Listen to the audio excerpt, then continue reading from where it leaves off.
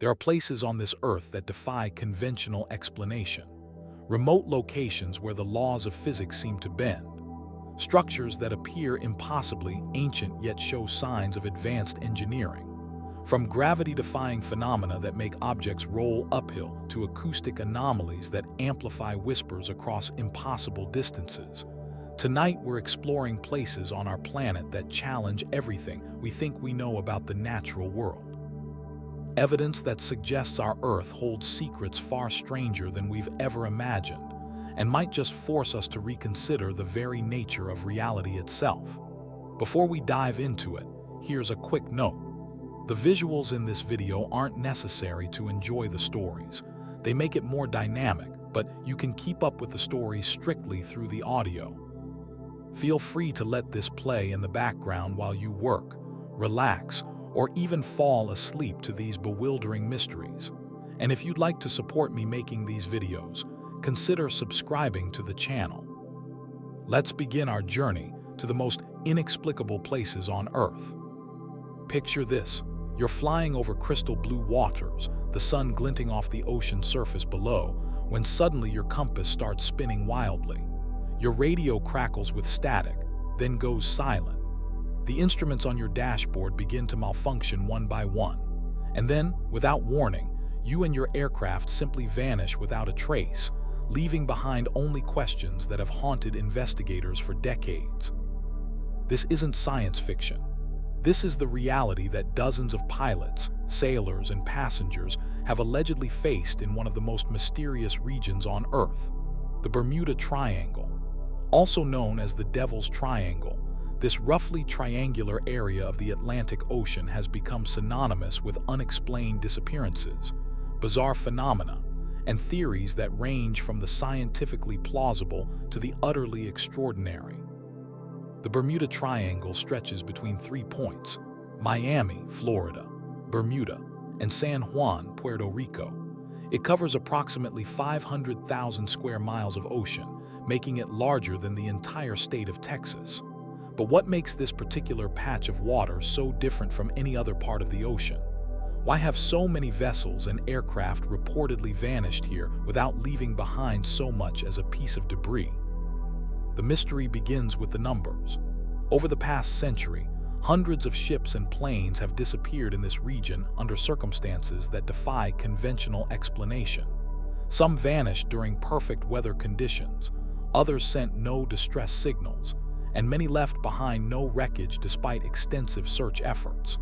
The stories are as varied as they are disturbing, each adding another layer to the growing legend of the Bermuda Triangle.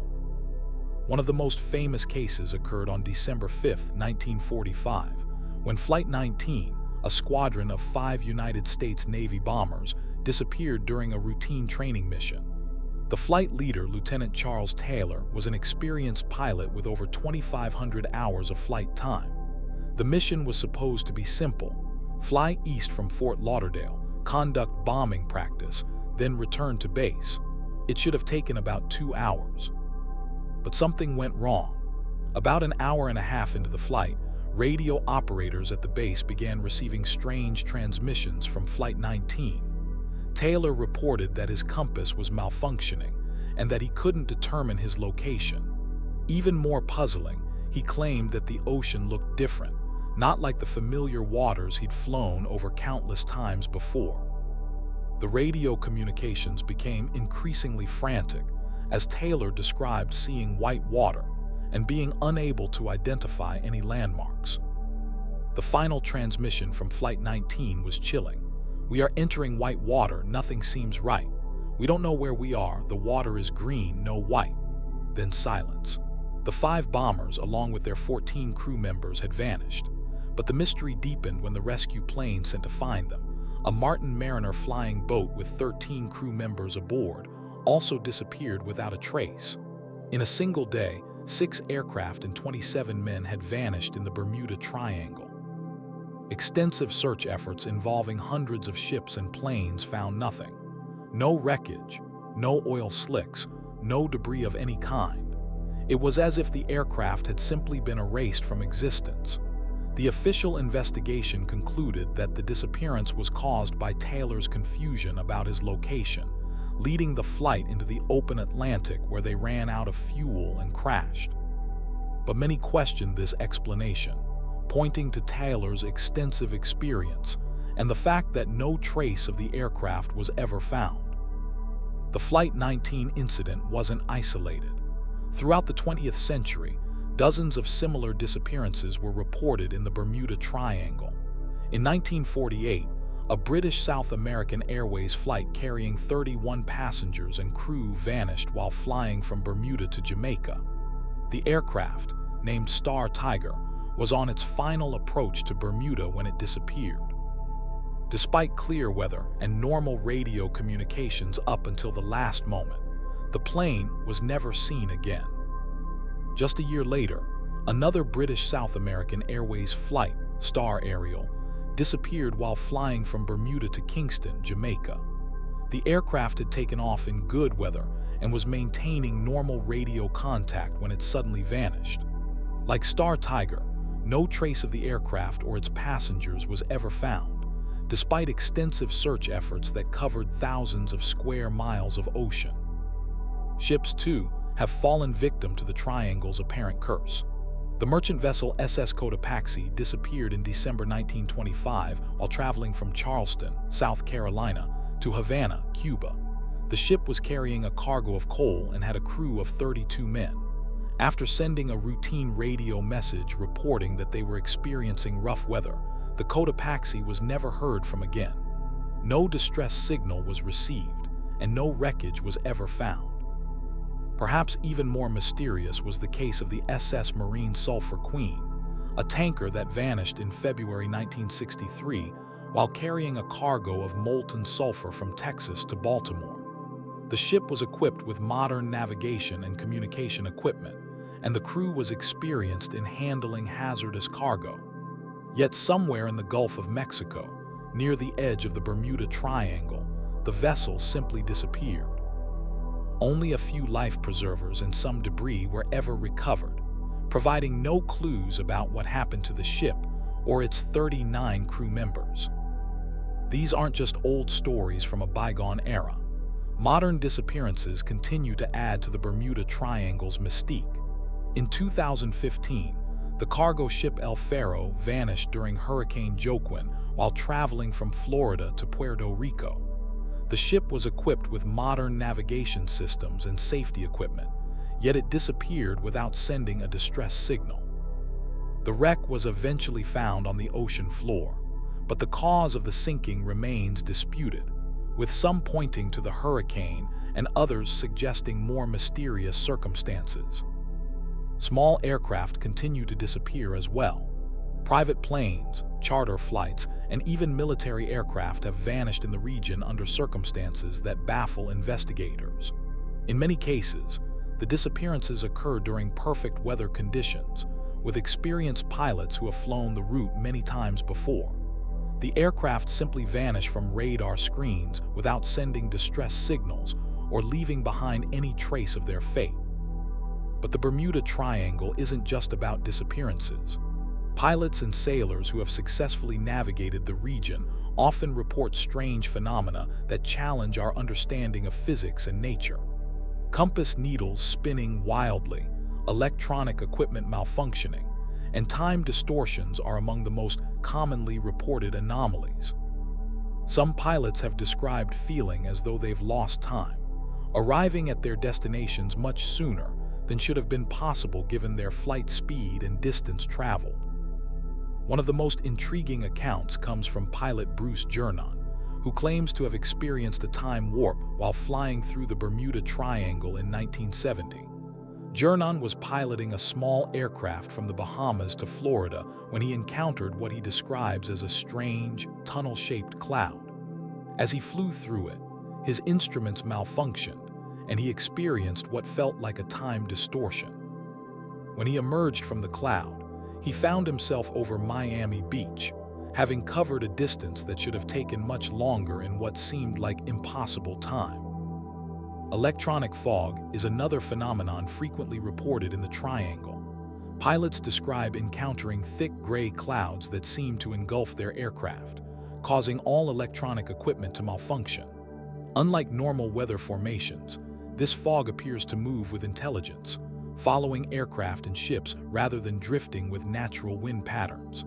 Inside the fog, pilots report complete disorientation, with compasses spinning wildly and GPS systems failing to function. The theories attempting to explain the Bermuda Triangle's mysteries are as varied as the disappearances themselves. Some scientists point to natural phenomena that could account for the anomalies. The region sits atop one of the deepest parts of the Atlantic Ocean, with underwater caverns and geological formations that could create unusual magnetic fields. Methane gas seeping from the ocean floor could potentially cause ships to lose buoyancy and sink rapidly, while electromagnetic anomalies might interfere with navigation equipment. Magnetic declination is another factor that could contribute to navigation problems in the area.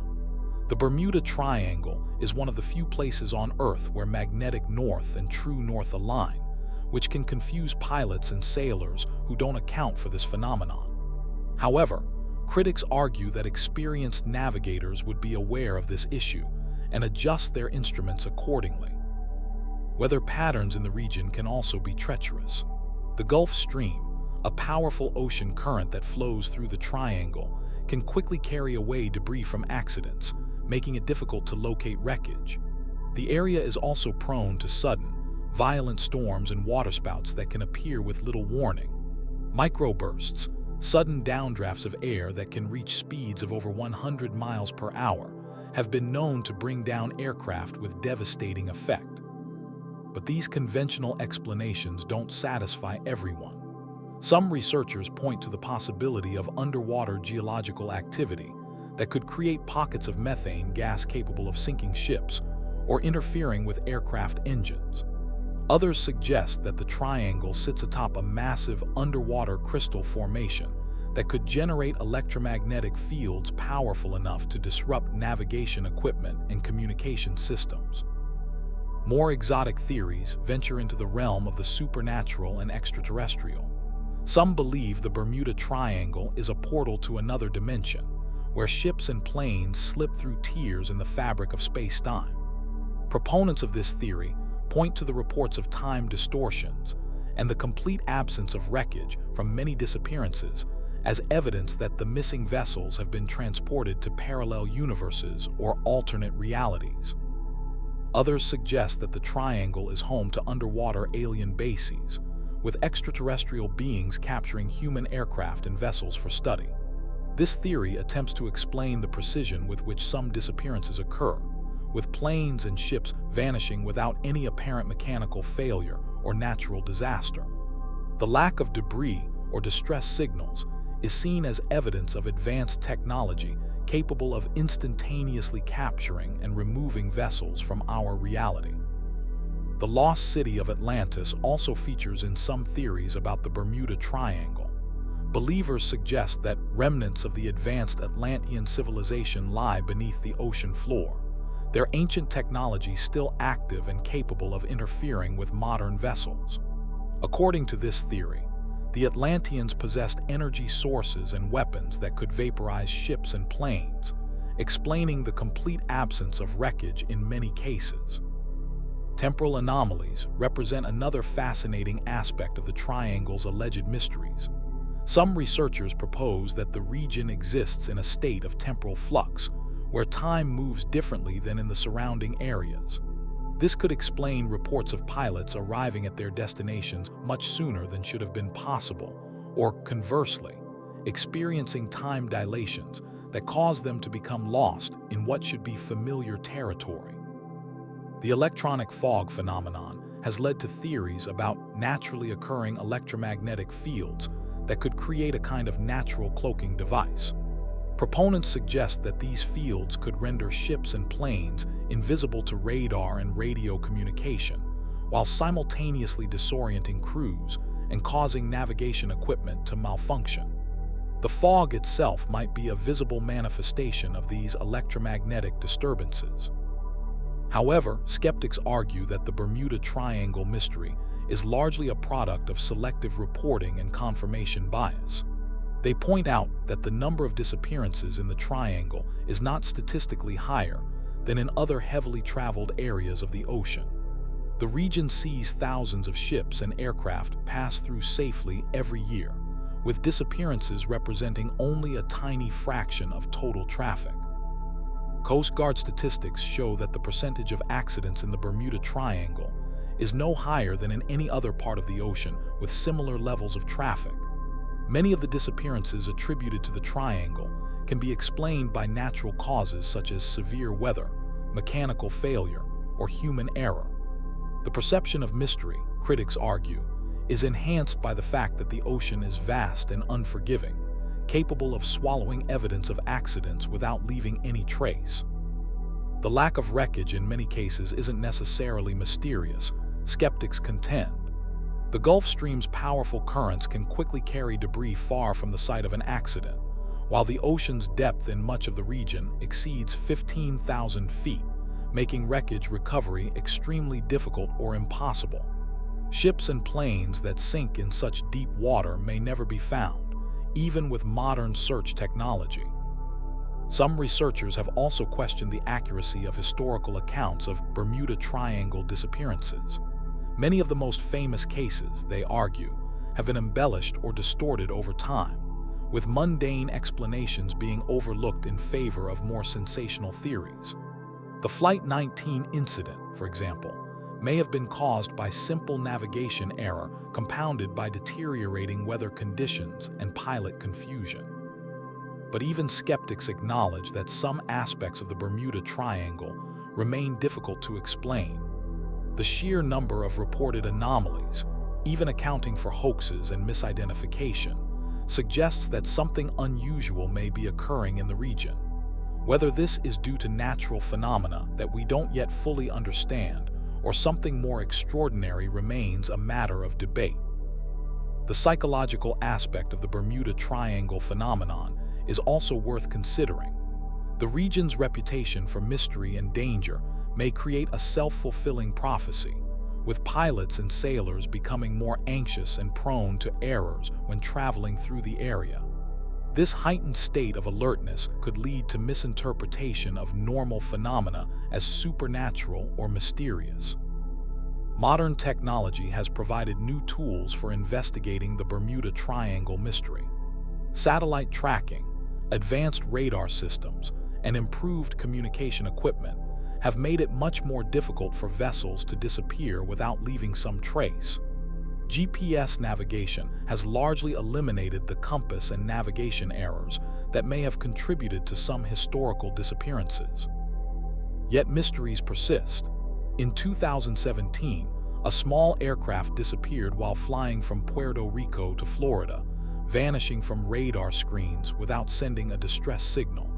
Despite extensive search efforts using modern technology, no trace of the aircraft or its occupants was ever found. Such incidents keep the Bermuda Triangle legend alive, even in an age of advanced monitoring and tracking systems. The triangle's enduring appeal lies not just in the mysteries themselves, but in what they represent about the limits of human knowledge and control. In an era where we can track objects in space and communicate instantly across the globe, the idea that ships and planes can still vanish without explanation touches on our deepest fears about the unknown. The ocean, despite centuries of exploration and study, remains largely mysterious, with vast areas unexplored and phenomena unexplained. Perhaps the truth about the Bermuda Triangle lies somewhere between the rational and the mysterious.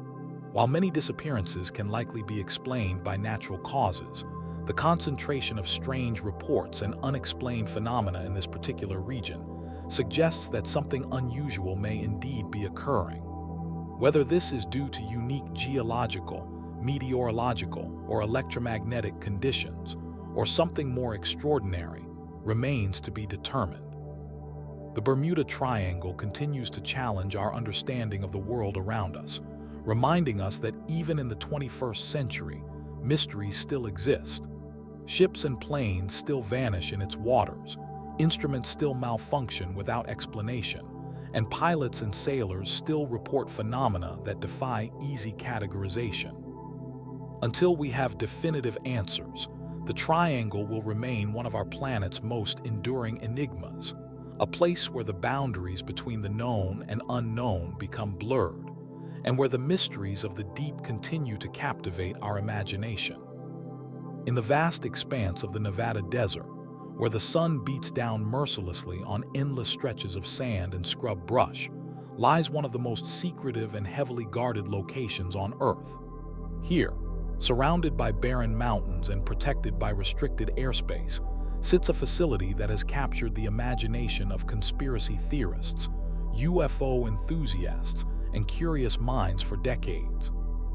This is Area 51, also known as Groom Lake, a place so classified that its very existence was denied by the United States government for over 40 years. The story of Area 51 begins in the 1950s, during the height of the Cold War, when the need for advanced surveillance and reconnaissance capabilities drove the United States to develop aircraft that pushed the boundaries of technology and engineering. The Central Intelligence Agency, working in collaboration with Lockheed Corporation's Skunk Works division, needed a place to test these revolutionary aircraft away from prying eyes and potential Soviet espionage. They found their answer in a remote dry lake bed in the Nevada desert, a place so isolated and forbidding that it seemed perfect for their purposes. Groom Lake, as it was originally known, was chosen for several reasons. The dry lake bed provided a natural runway that could accommodate any aircraft, no matter how large or unusual. The surrounding mountains created a natural barrier that helped contain sound and provided visual screening. Most importantly, the location was already within the Nevada test site, an area that had been used for nuclear weapons testing since 1951, meaning it was already heavily secured and access controlled. The first aircraft to be tested at Groom Lake was the Lockheed U-2, a high-altitude reconnaissance plane designed to fly at altitudes above 70,000 feet, well beyond the reach of Soviet surface-to-air missiles. The U-2 was unlike anything that had been built before, with its incredibly long, slender wings and lightweight construction that allowed it to soar at altitudes where the air was so thin that pilots had to wear pressure suits similar to those used by astronauts. Testing of the U-2 began in 1955 under a veil of secrecy so complete that even the existence of the program was classified at the highest levels. The aircraft's unusual appearance and flight characteristics led to some of the first modern UFO sightings, as civilians who glimpsed the strange craft had no frame of reference for what they were seeing. The U-2's metallic finish reflected sunlight in unusual ways, and its ability to fly at extreme altitudes made it appear to hover motionless in the sky to observers on the ground. As the Cold War intensified, Area 51 became the testing ground for increasingly exotic aircraft. The Lockheed 812, codenamed Oxguard, was developed as a successor to the U-2, designed to fly at over Mach 3.2 and at altitudes exceeding 80,000 feet. The 812's radical design, with its pointed nose, angular fuselage, and distinctive engine nacelles, looked more like something from science fiction than conventional aircraft of the era. The 812 program pushed the boundaries of materials science and engineering in ways that wouldn't be matched for decades. The aircraft's skin was made of titanium, a material so difficult to work with that new manufacturing techniques had to be developed. The engines, specially designed Pratt & Whitney J58 afterburning turbojets, were capable of propelling the aircraft to speeds that generated skin temperatures of over 900 degrees Fahrenheit. The fuel system used a special blend that remained stable at extreme temperatures, and the aircraft's radar cross-section was minimized using early stealth technology. Testing of the 812 at Groom Lake involved challenges that had never been encountered before. The aircraft's extreme speed and altitude capabilities required new flight test procedures and safety protocols. Pilots had to undergo extensive training to handle the unique characteristics of the aircraft, including its tendency to become unstable at certain speeds and altitudes. The test program was so secret that even the families of the pilots and engineers involved were not told what they were working on. But the 812 was just the beginning. Throughout the 1960s and 70s, Area 51 became the birthplace of some of the most advanced aircraft ever built.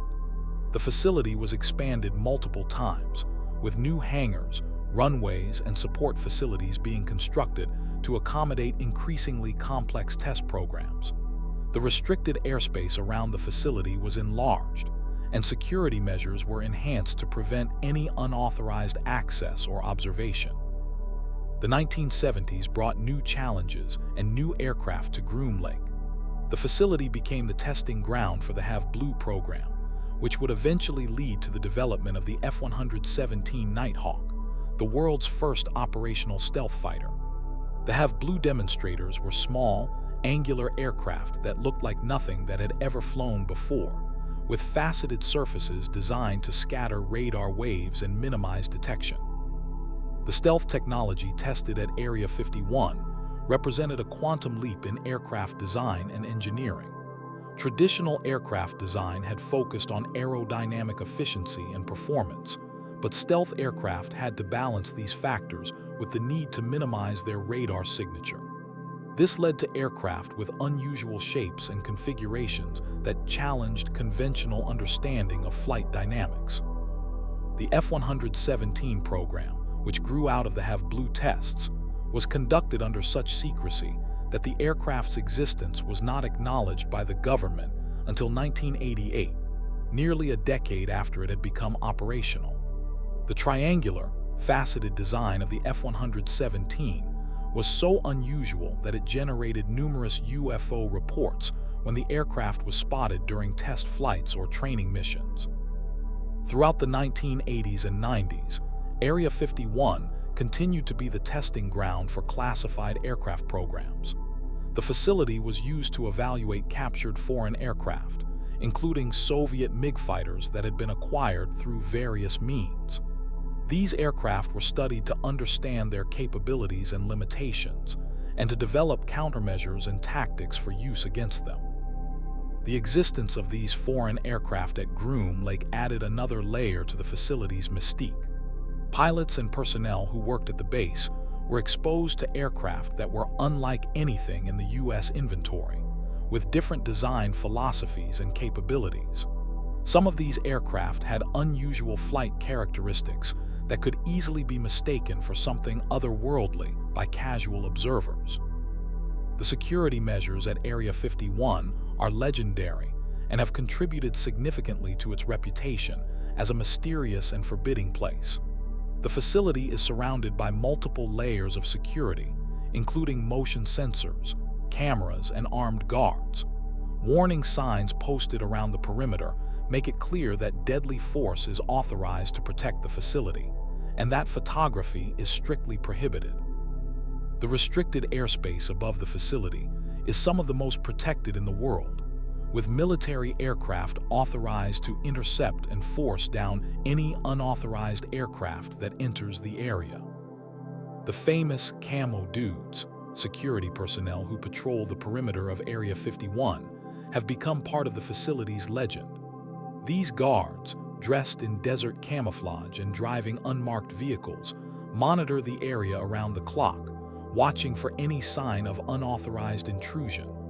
They are authorized to detain trespassers until they can be turned over to the Lincoln County Sheriff's Department for prosecution. The secrecy surrounding Area 51 has inevitably led to speculation about what really goes on at the facility. The most persistent and widespread theory is that the base is used to study crashed UFOs and alien technology. This theory gained particular prominence following the alleged Roswell incident in 1947, when some claimed that debris from a crashed alien spacecraft was recovered and taken to Area 51 for analysis. The alien technology theory has been fueled by the testimonies of several alleged former employees of the facility. The most famous of these is Bob Lazar, who who in 1989 claimed to have worked at a facility near Area 51 called S4, where he said he was involved in the reverse engineering of alien spacecraft. Lazar's claims included detailed descriptions of the propulsion systems of these alleged craft, which he said operated on principles of gravity manipulation, using a stable isotope of element 115. Lazar's testimony was highly controversial and has been both defended and debunked by various researchers and investigators. Supporters point to his detailed knowledge of physics and engineering, as well as his ability to predict the announcement of element 115 before it was officially synthesized. Critics note inconsistencies in his story and the lack of verifiable evidence for his claims about his education and employment history. The alien technology theory has been further popularized by numerous books, documentaries, and television shows that have focused on Area 51 and its alleged connection to UFO research. These productions have often featured interviews with alleged former employees, UFO researchers, and government officials who claim to have inside knowledge of the facility's true purpose. However, the truth about Area 51 is likely far more mundane, though no less fascinating from a technological standpoint. The facility continues to serve its original purpose as a testing ground for advanced aircraft and weapons systems. The secrecy surrounding the base is necessary to protect sensitive military technology and capabilities from foreign intelligence services and potential adversaries. The development and testing of stealth technology at Area 51 has had profound implications for military aviation and national security. The lessons learned from programs like Have Blue and the F-117 have been applied to subsequent aircraft designs, including the B-2 Spirit bomber and the F-22 Raptor fighter. The facility has also been used to test various unmanned aerial vehicles and other advanced technologies that remain classified. One of the most significant aspects of Area 51's role in military aviation is its function as what's known as a black site, for testing aircraft and technologies that are so sensitive that their very existence must be kept secret for years or even decades. This level of secrecy is necessary to prevent potential adversaries from developing countermeasures to new technologies before they can be deployed operationally. The extreme secrecy has also served to protect the technological advantages that these programs provide. By keeping the capabilities and characteristics of new aircraft secret, the military can maintain a strategic advantage over potential adversaries who might otherwise be able to develop counters to new technologies. The economic impact of Area 51 and its associated programs cannot be overstated. The facility has been the birthplace of technologies that have revolutionized not only military aviation, but also civilian aerospace applications. The materials science advances developed for high-temperature, high-speed flight have found applications in everything from spacecraft to commercial aircraft engines. The facility has also served as a training ground for some of the most skilled test pilots and engineers in the world. The experience gained from testing experimental aircraft at Groom Lake has been invaluable in developing the expertise needed to push the boundaries of flight technology. Many of the personnel who have worked at the facility have gone on to leadership positions in the aerospace industry, taking with them the knowledge and experience gained from working on some of the most advanced aircraft ever built. The environmental impact of decades of testing at Area 51 is another aspect of the facility's story that has received attention in recent years. The Nevada test site, of which Area 51 is a part, was used for nuclear weapons testing for decades, and the legacy of that testing continues to affect the area. Additionally, the testing of experimental aircraft and their associated fuels and materials has likely had environmental consequences that are still being understood. The facility's impact on popular culture has been enormous, with Area 51 becoming synonymous with government secrecy and UFO conspiracies. The base has been featured in countless movies, television shows, books, and video games, often portrayed as a place where alien technology is studied and reverse-engineered.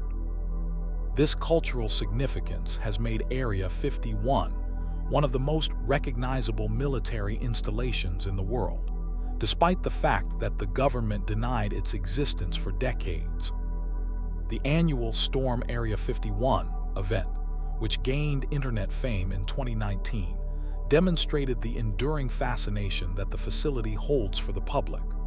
While the event was largely treated as a joke, it highlighted the way that Area 51 has captured the popular imagination and become a symbol of government secrecy and the unknown. Tourism related to Area 51 has become a significant economic factor for the small communities near the facility. The town of Rachel, Nevada, which bills itself as the UFO capital of the world, has built much of its economy around visitors interested in the facility. The extraterrestrial highway, State Route 375, which runs near the facility, has become a popular destination for tourists and UFO enthusiasts. The legal battles surrounding Area 51 have also been significant, with various lawsuits filed by former employees and environmental groups seeking information about the facility's activities and their potential health and environmental impacts. These legal challenges have sometimes forced the government to acknowledge aspects of the facility's operations that would otherwise have remained classified. The Freedom of Information Act has been used numerous times to try to obtain information about Area 51 and its activities. While these efforts have met with limited success due to national security exemptions, they have occasionally resulted in the release of documents that provide glimpses into the facility's operations and history. The technology developed and tested at Area 51 continues to influence military aviation and aerospace development today. The principles of stealth technology first explored at the facility are now standard features of advanced military aircraft. The lessons learned about high-speed flight, advanced materials, and systems integration continue to inform new aircraft development programs. Looking to the future, Area 51 will likely continue to serve as a testing ground for the most advanced aircraft and technologies that the United States military develops. As new threats emerge and technology continues to advance, the need for a secure, isolated testing facility will remain critical to maintaining technological superiority. The facility's role in developing and testing unmanned aerial vehicles and other autonomous systems is likely to become increasingly important as these technologies become more central to military operations. The secrecy and security that have always characterized Area 51 make it an ideal location for testing these sensitive technologies. The hypersonic aircraft and weapons systems that are currently under development will likely require the kind of specialized testing facilities and expertise that Area 51 provides. The extreme speeds and temperatures involved in hypersonic flight present challenges that are similar to those faced by the test pilots and engineers who worked on the 812 and other advanced aircraft at the facility. Despite decades of speculation and investigation, Area 51 remains one of the most secretive and mysterious places on Earth. The facility continues to serve its original purpose as a testing ground for advanced military technology, protected by layers of security and classification that prevent most details of its operations from becoming public knowledge. Whether it will ever be fully declassified and its secrets revealed remains to be seen. But until then, Area 51 will continue to capture the imagination and fuel the speculation of those who wonder what really goes on behind its heavily guarded perimeter. The legacy of Area 51 extends far beyond its role as a testing facility. It represents the intersection of technological advancement, government secrecy, and popular culture in a way that few other places can match.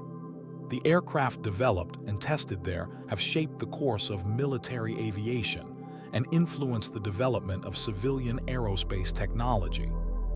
The facility's story is ultimately one of human ingenuity and the relentless pursuit of technological superiority, even as it remains shrouded in the mystery and secrecy that have defined it for over half a century. Deep in the waters off the coast of Japan lies a stretch of ocean that fishermen have feared for centuries. They call it the Ma no Yumi, which translates to the Sea of the Devil. To the rest of the world, it's known as the Dragon's Triangle, and it shares an eerie similarity with its more famous counterpart on the other side of the Pacific, the Bermuda Triangle. But while the Bermuda Triangle gets most of the attention, the Dragon's Triangle might actually be far more dangerous. The Dragon's Triangle sits roughly between Japan, the Philippines, and Guam, covering an area of ocean that has swallowed ships, planes, and people for generations. What makes this particular patch of water so treacherous? Is it natural phenomena, supernatural forces, or something else entirely? The answers, like so many vessels that have entered these waters, seem to vanish without a trace. The first recorded incidents in the Dragon's Triangle date back over 1,000 years. Japanese fishermen spoke in hushed tones about boats that would sail into certain areas of the sea, only to disappear completely. No wreckage, no survivors, no explanation. These weren't isolated incidents either. The disappearances happened with such regularity that entire fishing communities began to avoid certain coordinates, passing down warnings from generation to generation like sacred knowledge. But it wasn't until the modern era that the Dragon's Triangle truly earned its fearsome reputation. During World War II, the area became a graveyard for military vessels from multiple nations. Japanese warships, American submarines, and aircraft from both sides seemed to vanish in these waters with disturbing frequency. Some attributed the losses to enemy action, but many incidents occurred in areas where no hostile forces were known to be present. One of the most documented cases occurred in 1952, when the Japanese research vessel Kayo Maru 5 disappeared while investigating magnetic anomalies in the area. The ship was equipped with state-of-the-art communication equipment and had a crew of experienced researchers and sailors. On September 24th, they radioed their position and reported that they were beginning their investigation. That was the last anyone ever heard from them. A massive search and rescue operation was launched, involving dozens of ships and aircraft. For weeks, they scoured the waters but found nothing. No debris, no oil slick, no sign that the Kayo Maru 5 had ever existed. It was as if the ship and its crew of 31 people had simply been erased from existence. The incident was so disturbing that the Japanese government officially designated the area as a danger zone for navigation. What makes the Kayo Maru 5 disappearance even more mysterious is what they were investigating when they vanished. The crew had been studying unusual magnetic readings in the area, anomalies that seemed to defy explanation. Some researchers theorized that these magnetic disturbances could interfere with navigation equipment, causing ships to become lost. But that theory doesn't explain why no wreckage was ever found. The Dragon's Triangle isn't just dangerous for surface vessels. Aircraft have also vanished in the area with alarming frequency.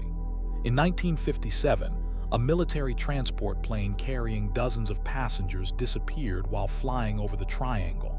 The weather was clear, the aircraft was in perfect condition, and the crew was experienced. Yet somewhere over those cursed waters, the plane simply vanished from radar screens. What's particularly unsettling about aviation incidents in the Dragon's Triangle is the complete lack of distress signals. When aircraft encounter mechanical problems or severe weather, pilots typically have time to radio for help or at least transmit a mayday signal. But planes disappearing over the Dragon's Triangle seem to be cut off from communication instantly, as if something is interfering with their radio equipment or worse, something is happening to them so quickly that there's no time to call for help.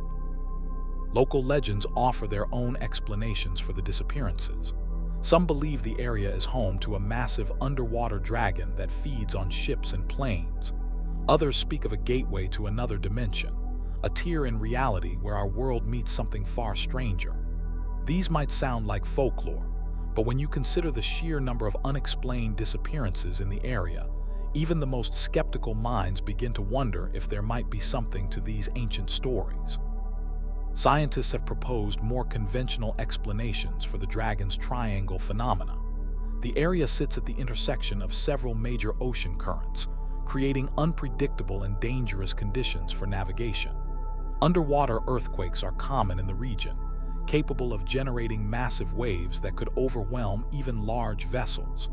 The area is also prone to sudden and severe weather changes, with storms appearing out of nowhere and dissipating just as quickly.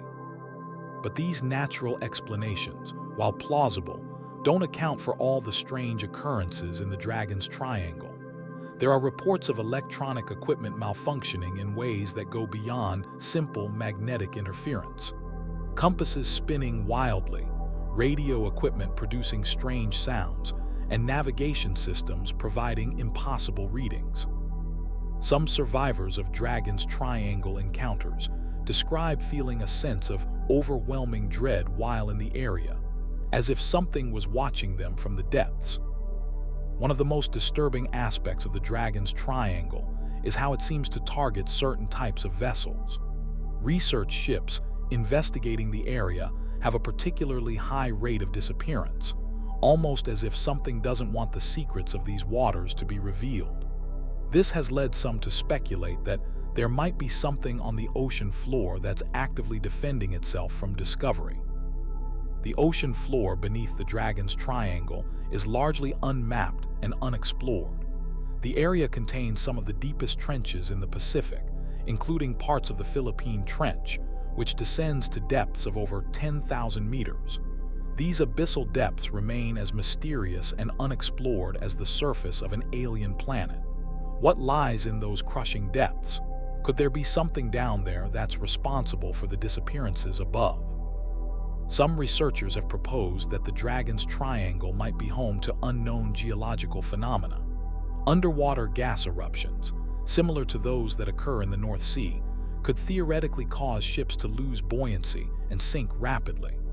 Methane gas bubbling up from the ocean floor could create areas of water with dramatically reduced density, causing vessels to suddenly drop beneath the surface without warning. But even these theories have their limitations. Gas eruptions would likely leave some trace evidence, and they wouldn't explain the disappearance of aircraft flying high above the water. There's something about the Dragon's Triangle that seems to defy conventional explanation, something that challenges our understanding of how the natural world works.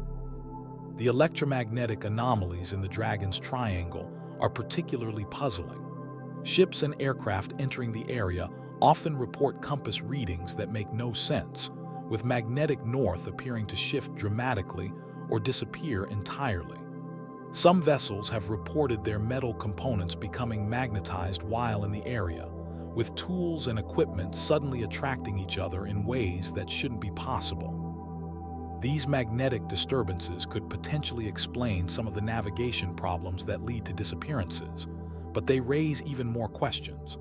What could be causing such powerful magnetic fields in the middle of the ocean? Some researchers have speculated about the presence of massive iron ore deposits on the ocean floor, but magnetic surveys of the area have been inconclusive, partly because the equipment often malfunctions when taken into the Dragon's Triangle. The Japanese government takes the Dragon's Triangle seriously. Despite their official policy of not acknowledging supernatural phenomena, they maintain active warnings about the area and discourage both commercial and recreational vessels from entering certain coordinates. This official recognition of the danger is significant, particularly coming from a culture that values scientific rationality and technological progress. What makes the government's stance even more interesting is what they're not saying publicly. There are rumors of classified research programs focused on the Dragon's Triangle, secret investigations into the disappearances that never see the light of day. Some former military personnel have claimed that there are aspects of the Triangle's activity that are considered matters of national security, too sensitive to be discussed openly. The pattern of disappearances in the Dragon's Triangle shows some interesting characteristics. Incidents seem to occur in clusters, with periods of high activity followed by relative calm. Some researchers have tried to correlate these patterns with lunar cycles, solar activity, or seismic events in the region, but no clear connection has been established. The randomness of the disappearances is almost more disturbing than if there were a clear pattern, because it suggests that whatever's causing them operates according to rules we don't understand. Survivors of Dragon's Triangle encounters, though rare, provide some of the most compelling testimony about the area's strangeness. Those who have sailed through the triangle and lived to tell about it often describe experiences that sound more like science fiction than reality. Electronics failing in impossible ways, time seeming to slow down or speed up, and most commonly, a feeling of being watched by something vast and intelligent. One particularly detailed account comes from a fishing boat captain who sailed through the edge of the triangle in 1978. He reported that his compass began spinning in circles, his radio filled with static that sounded almost like voices speaking in an unknown language, and his crew became increasingly agitated and paranoid. Most disturbing of all, he claimed that the water around his boat began to glow with a pale, greenish light that seemed to pulse like a heartbeat. The captain managed to navigate out of the area, but the experience left a lasting impression on him and his crew. Several of the fishermen quit their jobs and refused to ever go to sea again. The captain himself became obsessed with researching the Dragon's Triangle, eventually compiling a detailed log of unusual incidents in the area. His research was later confiscated by government officials, and he was warned not to discuss his experiences publicly. These personal accounts, while impossible to verify, share common elements that suggest they might be describing real phenomena. The recurring themes of electronic malfunctions, temporal distortions, and the feeling of being observed by an unseen presence appear in reports from different time periods and different types of witnesses, from experienced sea captains to military personnel. The Dragon's Triangle's reputation has made it a subject of intense interest for paranormal researchers and conspiracy theorists. Some believe the area is home to an underwater alien base, with the disappearances being the result of extraterrestrial activity. Others theorize that the triangle is a natural portal to parallel dimensions, with vessels accidentally crossing into alternate realities from which they cannot return. While these theories might sound far-fetched, they're attempts to explain phenomena that conventional science has struggled to understand. The sheer number of unexplained disappearances in the area, combined with the consistent reports of unusual activity, suggests that something genuinely anomalous is occurring in these waters. Modern technology has allowed for more sophisticated investigations of the Dragon's Triangle, but it has also revealed just how strange the area truly is. Satellite imagery of the region sometimes shows unusual formations on the ocean's surface, geometric patterns that appear and disappear without explanation. Underwater sonar mapping has detected what appear to be artificial structures on the ocean floor, though follow-up investigations often find nothing at the reported coordinates. The challenge of studying the Dragon's Triangle is that the very act of investigation seems to increase the risk of disappearance. Research vessels entering the area are significantly more likely to experience problems than those working in other parts of the Pacific. This has created a catch-22 situation where the more we try to understand the triangle, the more dangerous it becomes. Some researchers have proposed conducting remote investigations of the area, using unmanned drones and robotic submersibles to explore the triangle without risking human lives. However, these attempts have met with limited success. Drones often lose contact with their controllers when they enter certain parts of the triangle, and underwater robots frequently malfunction or disappear entirely. The Dragon's Triangle remains one of the most dangerous and mysterious areas on Earth. Despite decades of investigation and countless theories, we're no closer to understanding what makes this patch of ocean so deadly. The disappearances continue, the strange phenomena persist, and the questions multiply with each new incident. What's particularly unsettling is that the Dragon's Triangle seems to be expanding. Reports of unusual activity have begun to come from areas that were previously considered safe, as if whatever force controls the triangle is growing stronger or more active. This expansion has prompted some researchers to warn that the phenomenon might not remain confined to its current boundaries. The implications of the Dragon's Triangle extend far beyond maritime safety. If there truly is something in these waters that can make ships and aircraft disappear without a trace, what does that say about our understanding of the natural world? How many other unexplained phenomena might be operating according to principles we haven't discovered yet? As we continue to explore our planet and push the boundaries of human knowledge, places like the Dragon's Triangle serve as humbling reminders of how much we still don't know. They challenge our assumptions about reality and force us to consider possibilities that lie outside the realm of conventional science. The Dragon's Triangle stands as a testament to the enduring mysteries of our world, a place where the impossible seems to be everyday reality, and where the line between the natural and supernatural becomes impossibly blurred. Whether the truth behind the triangle's phenomena lies in undiscovered science, unknown creatures, or something else entirely, one thing remains certain. The Sea of the Devil continues to guard its secrets jealously, and those who venture into its waters do so at their own peril. In the heart of Utah's Uinta Basin sits a 512-acre ranch that has become synonymous with the unexplained.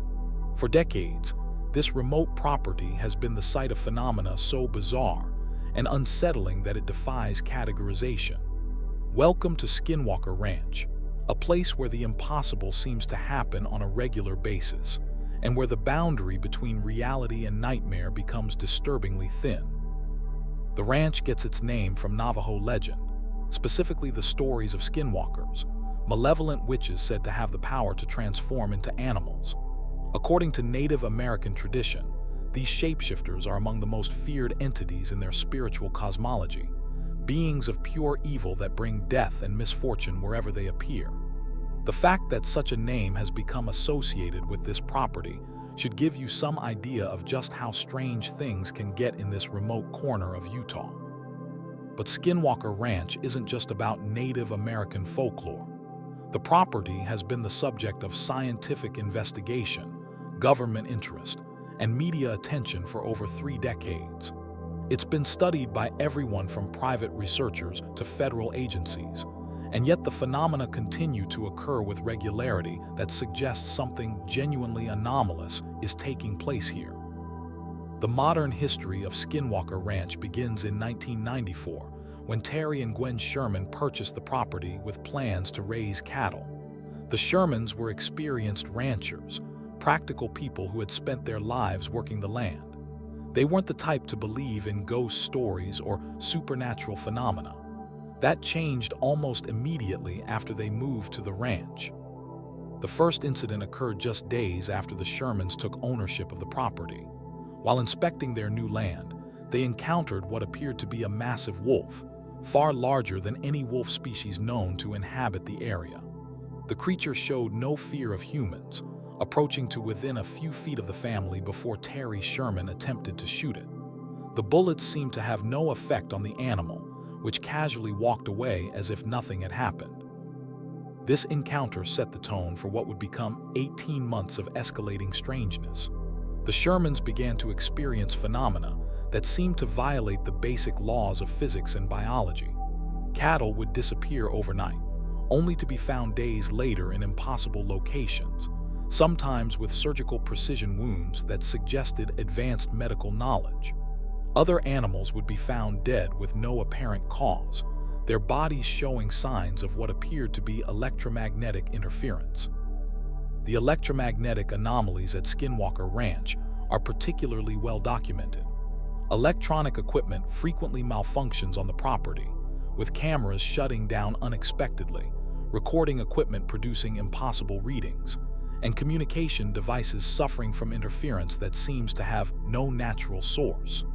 These aren't minor glitches either, but complete system failures that occur with such regularity that investigators have learned to expect them. One of the most disturbing aspects of the phenomena at Skinwalker Ranch is how it seems to respond to human presence. The activity intensifies when investigators arrive, almost as if something on the property is aware of being observed and is deliberately putting on a show. This reactive quality has led some researchers to theorize that whatever's causing the phenomena might possess some form of intelligence. The Shermans documented numerous encounters with unidentified aircraft over the ranch. These weren't conventional aircraft either, but objects that displayed flight characteristics that seemed to defy known physics. Craft that could accelerate instantly, change direction without regard for momentum, and appear and disappear as if materializing from thin air. The objects ranged in size from small orbs of light to massive triangular craft that blocked out the stars. But the aerial phenomena were just one aspect of the strangeness. The Shermans also reported encounters with creatures that seemed to exist somewhere between the physical and spiritual realms. Shadow figures that moved independently of any light source, animals that appeared to be normal until viewed from different angles, and most disturbing of all, entities that seemed to mimic familiar forms while being fundamentally wrong in ways that were difficult to articulate. The cattle mutilations at Skinwalker Ranch deserve special attention because they've been studied extensively by veterinarians and forensic experts. These weren't random acts of predation or disease, but precise surgical procedures performed with tools and techniques that suggested advanced knowledge of anatomy. The cuts were made with instruments sharper than any scalpel. The blood had been completely drained from the bodies, and in many cases, specific organs had been removed with surgical precision. What made these mutilations even more mysterious was the complete absence of tracks or evidence around the carcasses. No footprints, no vehicle tracks, no disturbance of the surrounding soil. It was as if the cattle had been operated on by invisible surgeons who left no trace of their presence. Attempts to recreate similar wounds using conventional tools proved impossible, even with the most advanced surgical equipment. The Shermans also reported temporal anomalies on the property, incidents where time seemed to behave differently than it should. Clocks would run at different speeds in different parts of the ranch. Events would occur in impossible sequences, and there were reports of people aging differently while on the property. These temporal distortions were subtle but consistent, documented by multiple independent observers over extended periods. After 18 months of escalating phenomena, the Shermans reached their breaking point. The stress of living with constant, unexplained activity, combined with significant financial losses from dead and missing cattle, forced them to sell the property. In 1996, they sold the ranch to Robert Bigelow, a billionaire entrepreneur with a serious interest in paranormal phenomena and aerospace research. Bigelow transformed Skinwalker Ranch into a full-scale scientific research facility. He established the National Institute for Discovery Science, staffed by PhD-level researchers, former military personnel, and experienced investigators. The ranch became the site of one of the most comprehensive paranormal investigations ever conducted, with round-the-clock monitoring, advanced sensor equipment, and teams of observers documenting every anomalous event.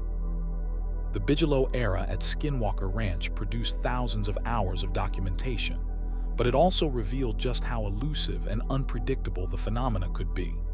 The activity seemed to ebb and flow according to no discernible pattern, with periods of intense activity followed by months of relative calm. Even more frustrating was the tendency for phenomena to occur just outside the range of recording equipment, as if whatever was causing the events was deliberately avoiding documentation. Despite the challenges, the research team documented numerous incidents that couldn't be explained by conventional science. These included the appearance of unusual lights that showed up on multiple types of sensors, electromagnetic signatures that defied explanation, and physical traces of unknown aircraft landing on the property. Some of the most compelling evidence came from the ranch's sophisticated sensor network, which recorded anomalies that were impossible to fake or misinterpret. One of the most significant discoveries during the Bigelow years was the identification of what researchers called hotspots on the property. These were specific locations where phenomena occurred with greater frequency and intensity. The hotspots seemed to shift over time, but they maintained certain characteristics that suggested they might be connected to underlying geological or electromagnetic features of the land. The ranch's location in the Uinta Basin may be significant to understanding the phenomena. The area sits on top of complex geological formations that include significant mineral deposits and underground water systems. Some researchers have theorized that these geological features might create natural conditions that facilitate anomalous phenomena, though exactly how remains unclear. The involvement of federal agencies in Skinwalker Ranch research adds another layer of intrigue to the story.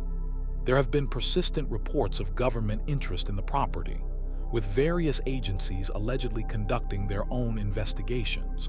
While much of this remains classified, the government's Advanced Aerospace Threat Identification Program has acknowledged studying the ranch as part of their research into unidentified aerial phenomena.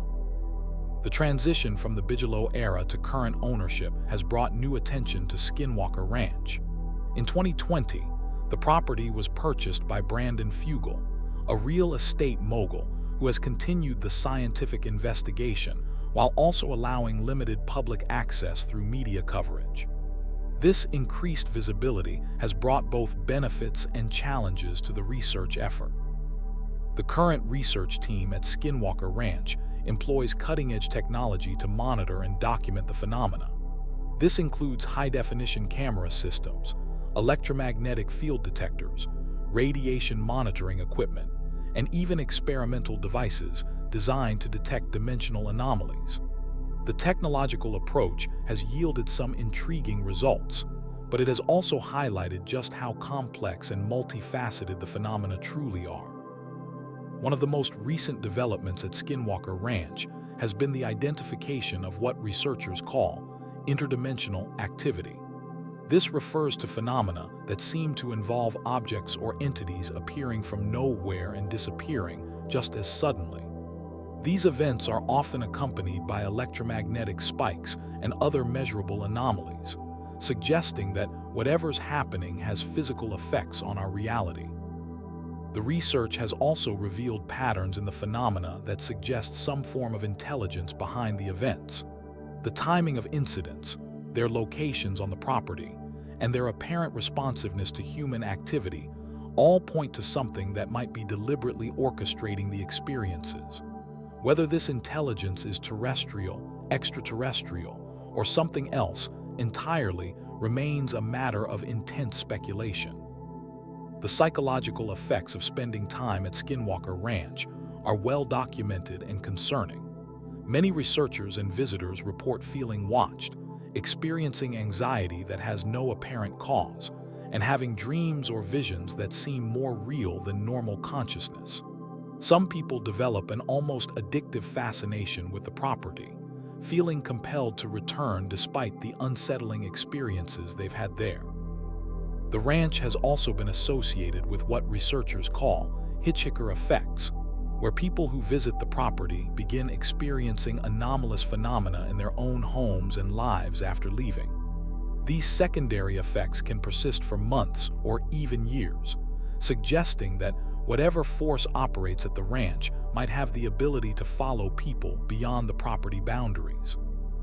The Native American perspective on Skinwalker Ranch provides important cultural context for understanding the phenomena. Local tribes have long considered the area to be cursed or haunted, with oral traditions warning people to avoid the land. The specific nature of these warnings varies between tribes, but they consistently describe the area as a place where the normal rules of reality don't apply. The scientific community's response to Skinwalker Ranch research has been mixed. While some researchers appreciate the rigorous documentation methods being employed, Others remain skeptical of the phenomena themselves. This skepticism is understandable given the extraordinary nature of the claims, but it also highlights the challenge of studying phenomena that don't fit neatly into existing scientific paradigms. Recent developments at the ranch have included the detection of what appears to be artificial structures or cavities deep underground. Ground-penetrating radar and other subsurface imaging techniques have revealed anomalies that don't match natural geological formations. Attempts to investigate these underground features directly have been hampered by equipment failures and unexplained interference. The ranch has also become a hotbed for UFO activity, with unidentified craft being observed and recorded on a regular basis. These sightings aren't limited to nighttime hours either. Many of the most compelling encounters have occurred in broad daylight with multiple witnesses and recording equipment capturing the events. The craft display flight characteristics that challenge our understanding of physics and engineering. The economic impact of Skinwalker Ranch extends beyond the property itself. The area has become a destination for researchers, journalists, and curious visitors, bringing both positive and negative attention to the region. Local residents have mixed feelings about the ranch's fame, with some embracing the attention while others worry about the implications of having such a notorious location in their community. The ongoing research at Skinwalker Ranch has implications that extend far beyond the property boundaries. If the phenomena are real and represent unknown aspects of reality, they could revolutionize our understanding of physics, consciousness, and the nature of existence itself. The ranch serves as a testing ground for new investigative techniques and technologies that could be applied to other anomalous locations around the world. The challenge of studying Skinwalker Ranch lies in the elusive nature of the phenomena. Unlike traditional scientific subjects, the anomalous events at the ranch don't occur on demand or follow predictable patterns. This makes it difficult to apply standard research methodologies and has led to the development of new approaches to investigating paranormal phenomena. The media attention surrounding Skinwalker Ranch has been both beneficial and problematic for the research effort. While publicity has brought resources and credibility to the investigation, it has also attracted sensationalism and misinformation that can obscure the legitimate scientific work being conducted. The challenge is maintaining rigorous research standards while dealing with public fascination and media demands. The international scientific community has begun to take notice of the Skinwalker Ranch research, with researchers from around the world expressing interest in the methodologies being developed there. The ranch is becoming a model for how to study anomalous phenomena using scientific principles while remaining open to possibilities that lie outside conventional understanding. The technological innovations developed for Skinwalker Ranch research have applications beyond paranormal investigation. The sensor networks, data analysis techniques, and monitoring systems created for the ranch could be adapted for environmental monitoring, security applications, and other fields that require detection of subtle or unusual phenomena. The question of what's actually happening at Skinwalker Ranch remains unanswered, but the ongoing research continues to produce intriguing data and compelling evidence that something genuinely anomalous is occurring on the property. Whether the explanation lies in unknown physics, interdimensional activity, extraterrestrial involvement, or something else entirely, the ranch continues to challenge our understanding of reality itself. Skinwalker Ranch stands as one of the most intensively studied paranormal locations on Earth, a place where the impossible seems to be everyday reality. The decades of research conducted there have produced a wealth of data and documentation, but they've also raised more questions than they've answered. The ranch remains a frontier of human knowledge, a place where we confront the limits of our understanding and grapple with phenomena that may represent entirely new categories of reality. As research continues at Skinwalker Ranch, one thing remains certain: This remote property in Utah continues to produce phenomena that defy explanation and challenge our most basic assumptions about the world we live in. Whether we're dealing with unknown natural phenomena, technological intervention, or something that transcends our current understanding of reality, Skinwalker Ranch remains one of the most compelling mysteries of our time. Deep in the Chihuahuan Desert, where Mexico meets the United States border, lies a place that seems to exist outside the normal rules of our world. Here, in a barren stretch of land that locals call the Zone of Silence, radio waves disappear into nothing, compasses spin wildly, and the very laws of physics appear to bend in ways that science still struggles to explain. The Zone of Silence, or Zona del Silencio as it's known in Spanish, spans roughly 50 square kilometers of seemingly unremarkable desert landscape. At first glance, it looks like any other arid region scattered across northern Mexico. The ground is hard-packed dirt and rock, dotted with sparse vegetation that has adapted to survive in one of the harshest environments on Earth. Cacti stretch their arms toward an endless sky, and the silence is so complete that visitors often report feeling overwhelmed by the absence of sound. But this silence runs deeper than the mere lack of noise. This is a place where radio signals simply vanish, where television broadcasts fade to static, and where even the most powerful transmitters seem to lose their voice. The phenomenon is so consistent and so well documented that the Mexican government has officially recognized the zone as an area of scientific interest, drawing researchers from around the world to study what many consider one of Earth's most perplexing mysteries. The story of how the Zone of Silence first came to public attention reads like something from a science fiction novel. In July 1970, the United States military was conducting a routine test of an Athena rocket from Green River, Utah. The rocket was supposed to follow a predetermined flight path and land at the White Sands Missile Range in New Mexico. Instead, something went wrong. The rocket veered off course, traveling hundreds of miles beyond its intended target before crashing into the Mexican desert. What happened next only deepened the mystery. When American military personnel arrived to recover the rocket, they discovered something that defied explanation. Their radio equipment, which had worked perfectly during the journey to the crash site, suddenly stopped functioning. Attempts to communicate with their base resulted in nothing but static. Compasses began spinning erratically, and navigation instruments gave conflicting readings. The recovery team found themselves in a place where the normal rules of electromagnetic communication simply didn't apply.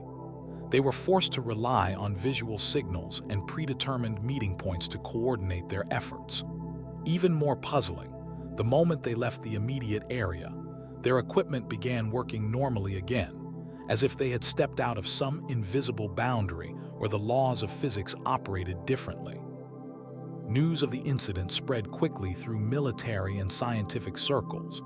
The fact that a sophisticated rocket had somehow been drawn off course into this particular patch of desert raised questions that demanded answers.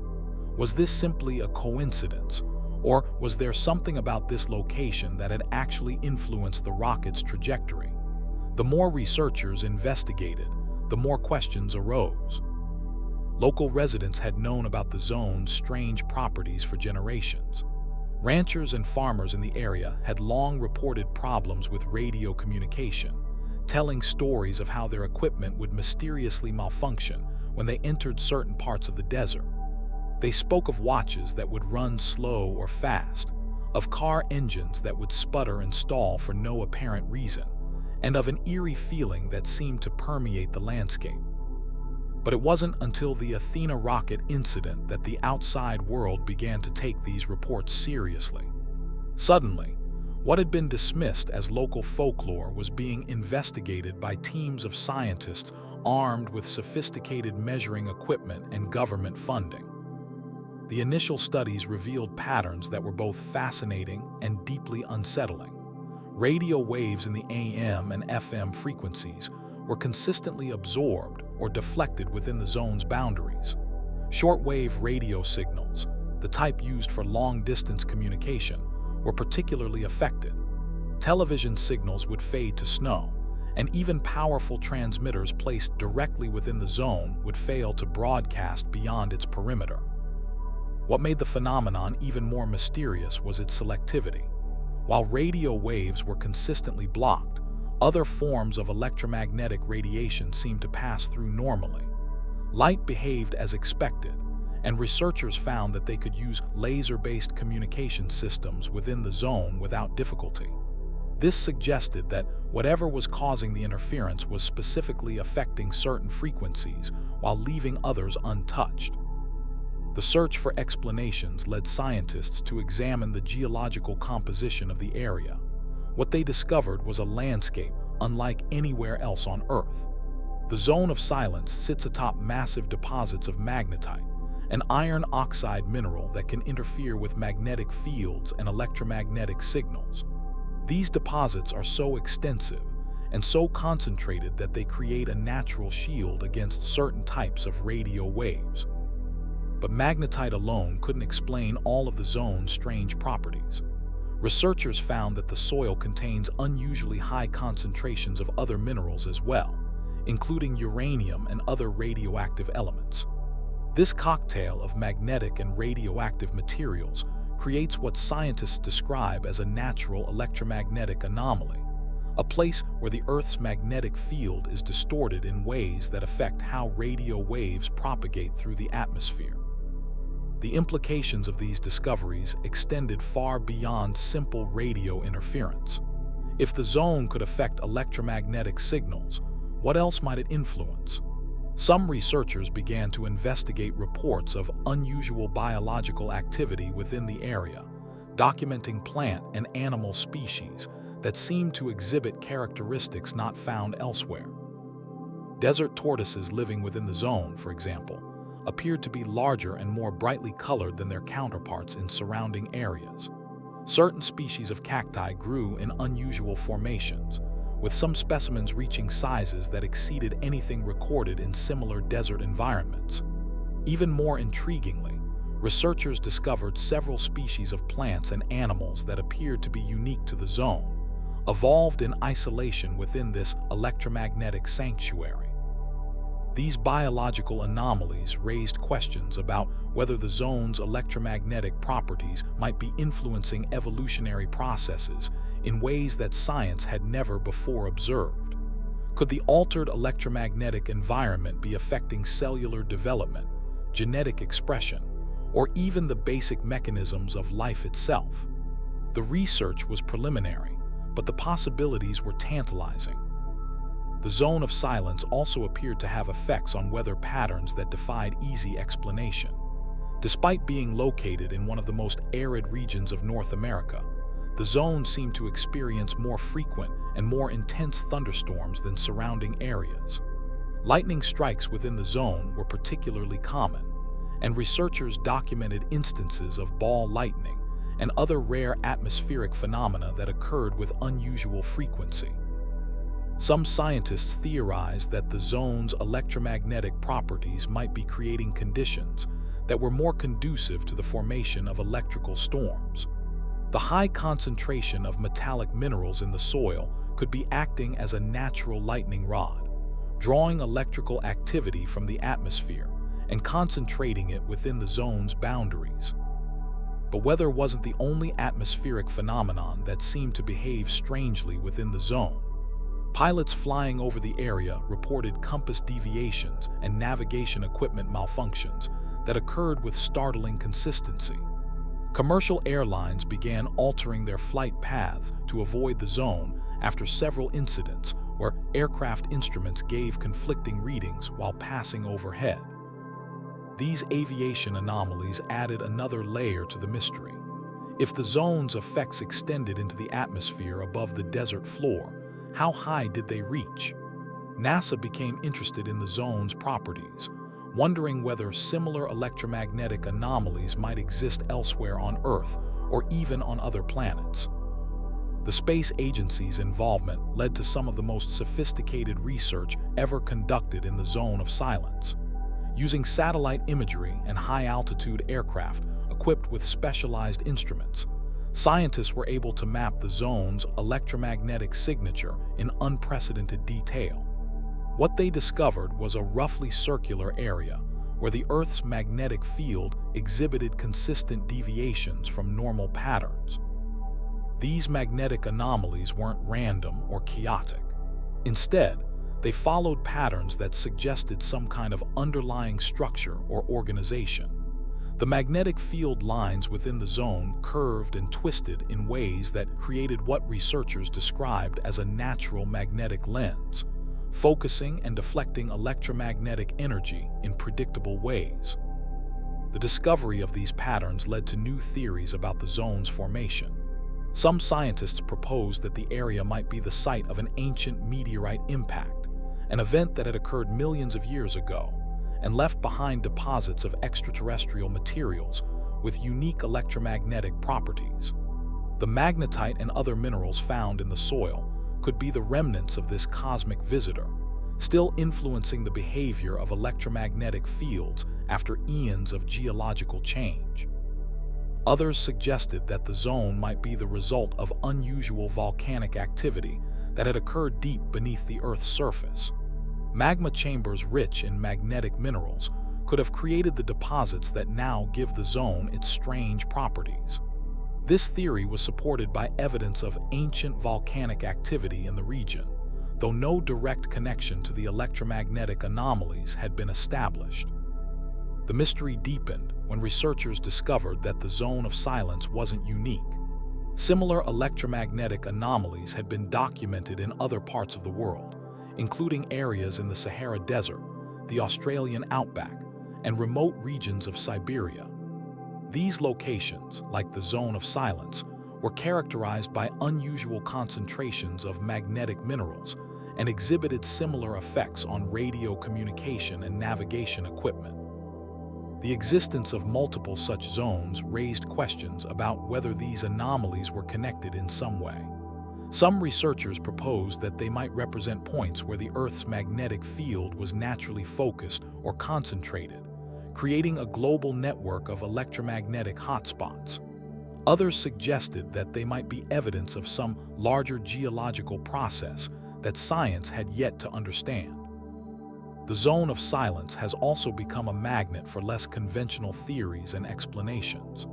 UFO enthusiasts have long claimed that the area's electromagnetic properties make it an ideal location for extraterrestrial activity, arguing that alien spacecraft might be drawn to areas where conventional communication and navigation systems are disrupted. While there's no scientific evidence to support these claims, the zone's reputation as a place where normal rules don't apply has made it a popular destination for those seeking evidence of paranormal activity.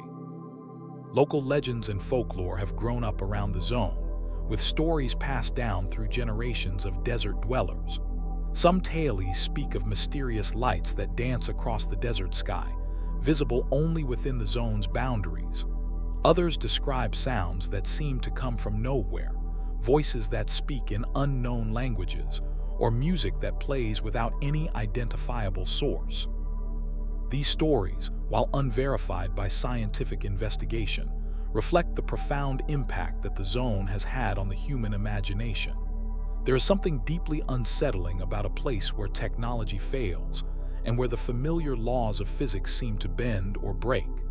It challenges our understanding of the world and reminds us that there are still mysteries on Earth that we haven't solved.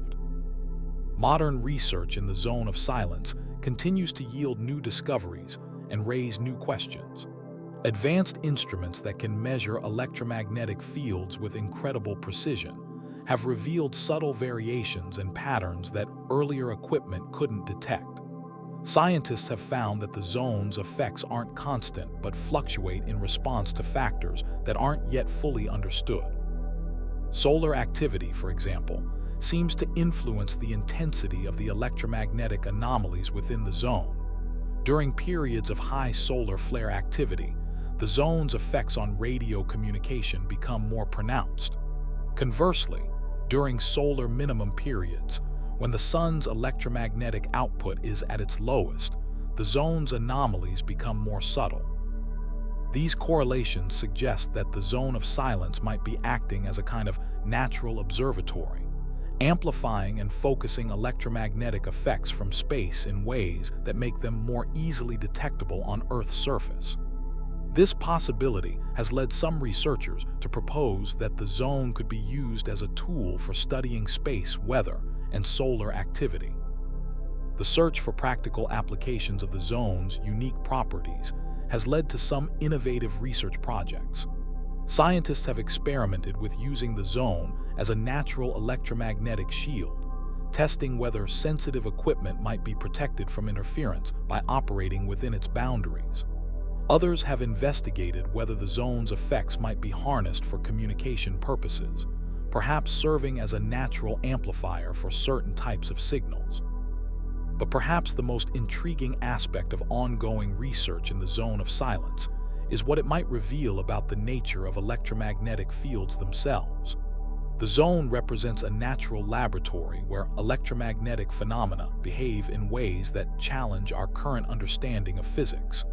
By studying these anomalies in detail, scientists hope to gain new insights into the fundamental forces that govern our universe. The zone of silence remains one of Earth's most compelling mysteries, a place where the boundary between the known and unknown becomes tangible. Every year, researchers from around the world travel to this remote desert location, drawn by the promise of discovery and the possibility of unlocking secrets that could revolutionize our understanding of electromagnetic phenomena. As technology continues to advance, new tools and techniques are being developed that might finally provide definitive answers to the questions that have surrounded the zone for decades. High-resolution satellite imagery, advanced ground-penetrating radar, and sophisticated computer modeling are all being employed in the effort to understand what makes this place so unique. Yet for all the scientific investigation and technological analysis, the zone of silence retains its air of mystery.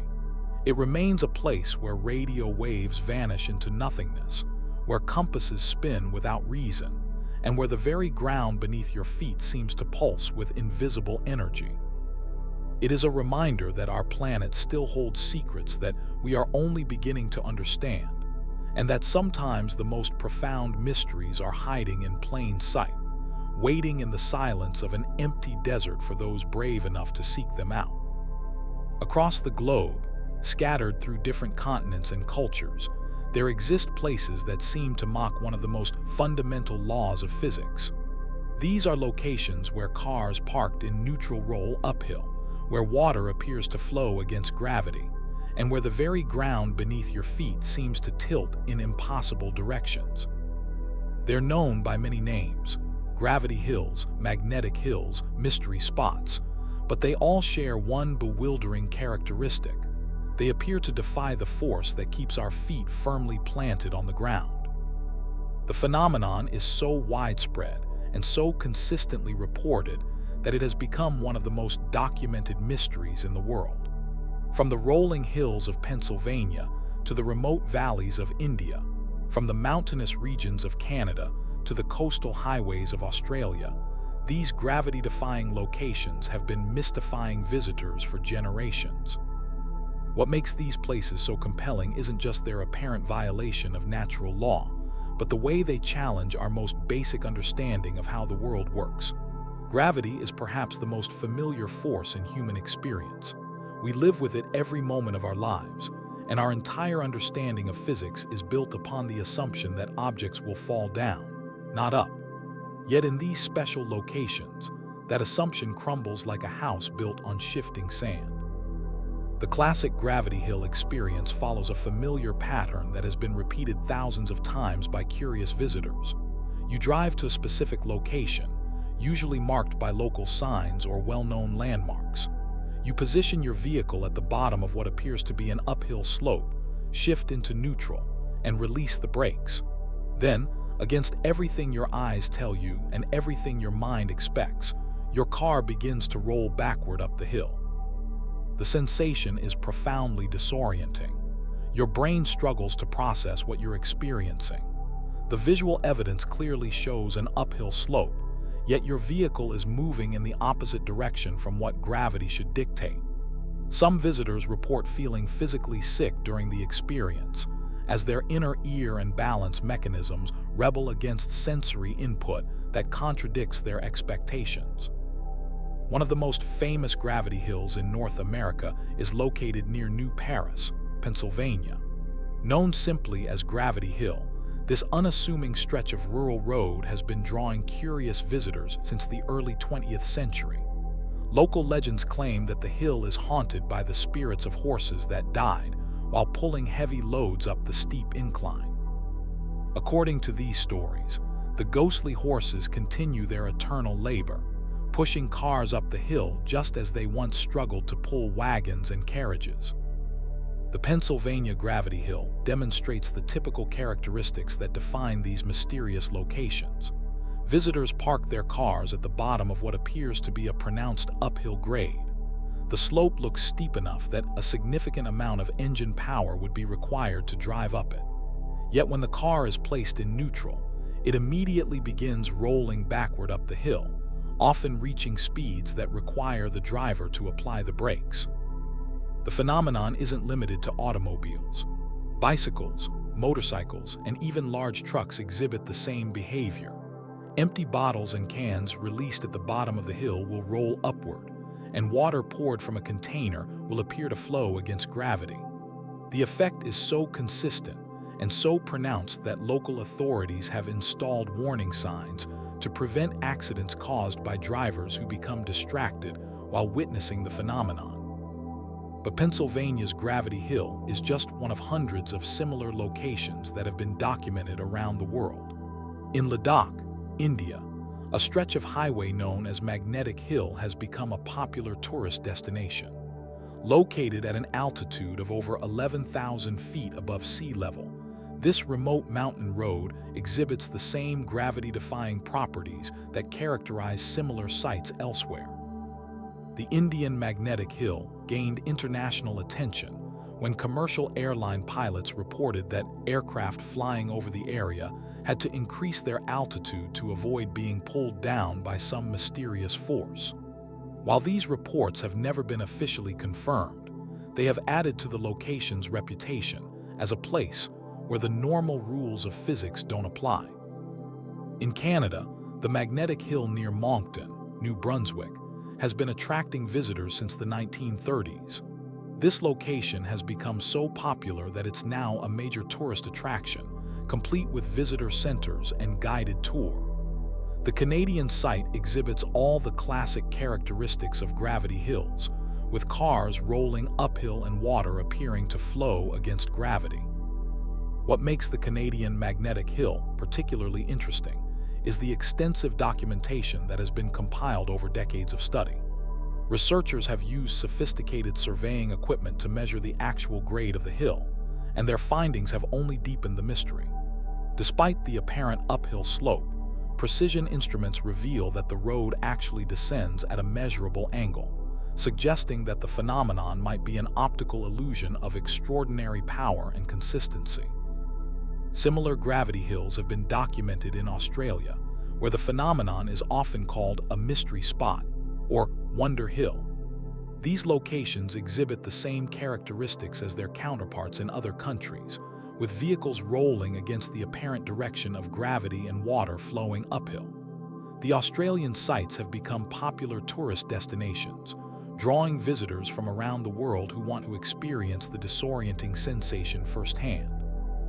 The search for explanations for gravity hills has produced a fascinating array of theories, ranging from mainstream scientific hypotheses to more exotic explanations involving everything from magnetic anomalies to supernatural forces. The most widely accepted scientific explanation involves a phenomenon known as a gravity hill illusion, or magnetic hill illusion. According to this theory, gravity hills are created by a specific type of optical illusion that occurs when the visual references that our brains use to determine the direction of slopes are distorted or absent. In a typical landscape, we rely on visual cues like the horizon line, nearby trees, and the overall topography to determine whether we're looking at an uphill or downhill slope. When these reference points are altered or obscured, our perception of slope direction can be completely reversed. The illusion is thought to occur in locations where the surrounding landscape creates a false horizon line, when the actual horizon is hidden by hills or trees, and when the immediate terrain slopes in a way that contradicts the broader topography. Our brains can be tricked into perceiving an uphill slope as a downhill slope, and vice versa. This explanation is supported by careful surveying of many gravity hill locations, which has revealed that what appears to be an uphill slope is actually a gentle downhill grade. The illusion is so powerful that even when people are told that the hill actually slopes downward, they continue to perceive it as sloping upward. This suggests that the effect operates at a fundamental level of visual processing, overriding our conscious knowledge of the true situation. But the optical illusion theory doesn't satisfy everyone, and alternative explanations continue to be proposed. Some researchers have suggested that gravity hills might be caused by localized gravitational anomalies, areas where the Earth's gravitational field is somehow altered or distorted. These anomalies could theoretically be caused by unusual concentrations of dense materials beneath the Earth's surface, such as iron ore deposits or other heavy minerals. The gravitational anomaly theory gains some support from the fact that many gravity hills are located in areas with unusual geological characteristics. Some sites are found near iron ore deposits, others near fault lines or areas of recent geological activity. However, no direct measurements have ever detected gravitational variations strong enough to account for the observed effects. Another proposed explanation involves magnetic anomalies that could theoretically affect metallic objects like cars and trucks. According to this theory, unusual concentrations of magnetic materials beneath the Earth's surface could create magnetic fields strong enough to pull vehicles uphill. This explanation has particular appeal because it could account for the magnetic hill name that many of these locations bear. However, careful testing with sensitive magnetometers at various gravity hill locations has failed to detect magnetic anomalies of sufficient strength to move vehicles. Additionally, the phenomenon affects non-magnetic objects as well as metallic ones, which suggests that magnetism alone cannot explain what's happening. Some of the more exotic explanations for gravity hills venture into territory that mainstream science doesn't readily accept. These include theories involving anti-gravity fields, interdimensional anomalies, and even alien technology. While there's no scientific evidence to support these ideas, they reflect the profound impact that gravity hills have on the human imagination. The psychological aspect of gravity hills is perhaps as fascinating as the phenomenon itself. These locations tap into something fundamental about human perception and understanding. They challenge our most basic assumptions about the world and force us to question the reliability of our own senses. The experience of watching a car roll uphill can be so disorienting that it leaves lasting impressions on visitors, many of whom describe feeling fundamentally changed by the encounter. The cultural impact of gravity hills extends far beyond their scientific significance. These locations have become the subject of countless local legends and folklore. Stories often involve supernatural explanations, such as ghosts, spirits, or mysterious forces that continue to influence the physical world. Some tales speak of ancient curses or sacred sites where the normal laws of nature have been suspended. In many cultures, gravity hills have become places of pilgrimage or spiritual significance. Visitors come not just to witness the phenomenon, but to experience something that transcends ordinary reality. The locations often develop their own communities of believers and skeptics, with heated debates about the true nature of what's being observed. The study of gravity hills has also contributed to our understanding of human perception and psychology. Researchers have used these locations as natural laboratories for studying how the brain processes spatial information and how visual illusions can override other sensory inputs. The consistency of the illusion across different individuals and cultures suggests that it operates at a fundamental level of human perception. Modern technology has brought new tools to the study of gravity hills, allowing researchers to make more precise measurements and observations. GPS devices can accurately determine elevation changes and slope angles, while digital levels and surveying equipment can measure grades with unprecedented precision. Video recording allows for detailed analysis of object movement and behavior. These technological advances have generally supported the optical illusion explanation for most gravity hill locations. Careful measurements typically reveal that what appears to be an uphill slope is actually a gentle downhill grade. However, the illusion remains so powerful that even armed with this knowledge, visitors continue to perceive the hill as sloping upward. The persistence of the illusion, even in the face of contradictory evidence, highlights the remarkable power of visual perception to override rational understanding. This has led some researchers to study gravity hills as examples of how the human brain processes conflicting sensory information, and how optical illusions can be so compelling that they resist conscious correction. Despite decades of study and the widespread acceptance of the optical illusion explanation, some gravity hills continue to present puzzles that aren't easily resolved. A few locations exhibit characteristics that seem to go beyond what simple optical illusions could account for. These sites have become the focus of ongoing research as scientists attempt to understand whether additional factors might be at play. One area of particular interest is the role that the Earth's magnetic field might play in creating or enhancing the illusion effect. While magnetic anomalies strong enough to move vehicles haven't been detected, subtle variations in the magnetic field could potentially affect the operation of compasses and other navigation instruments, adding to the disorienting effect of the visual illusion. Another avenue of research involves the potential influence of atmospheric conditions on perception. Some researchers have suggested that temperature gradients, humidity levels, or other atmospheric factors might contribute to the optical effects that create gravity hills. These environmental variables could help explain why the illusion seems stronger at some times than others, and why it affects some visitors more powerfully than others. The acoustic properties of gravity hill locations have also drawn scientific attention. Some sites are characterized by unusual sound effects, including echoes that seem to come from unexpected directions or sounds that appear to move in ways that contradict the apparent topography. These acoustic anomalies might contribute to the overall disorienting effect of the locations. Gravity hills continue to attract visitors from around the world, drawn by the promise of experiencing something that challenges their understanding of reality.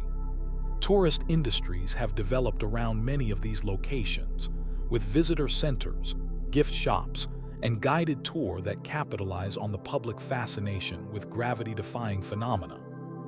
The commercial success of gravity hill tourism reflects the deep human need to encounter mystery and wonder in an increasingly explained and mapped world. These locations offer a tangible experience of the impossible, a chance to witness firsthand something that contradicts our most basic assumptions about how the world works. For scientists, gravity hills represent ongoing puzzles that continue to yield new insights into perception, psychology, and the nature of optical illusions.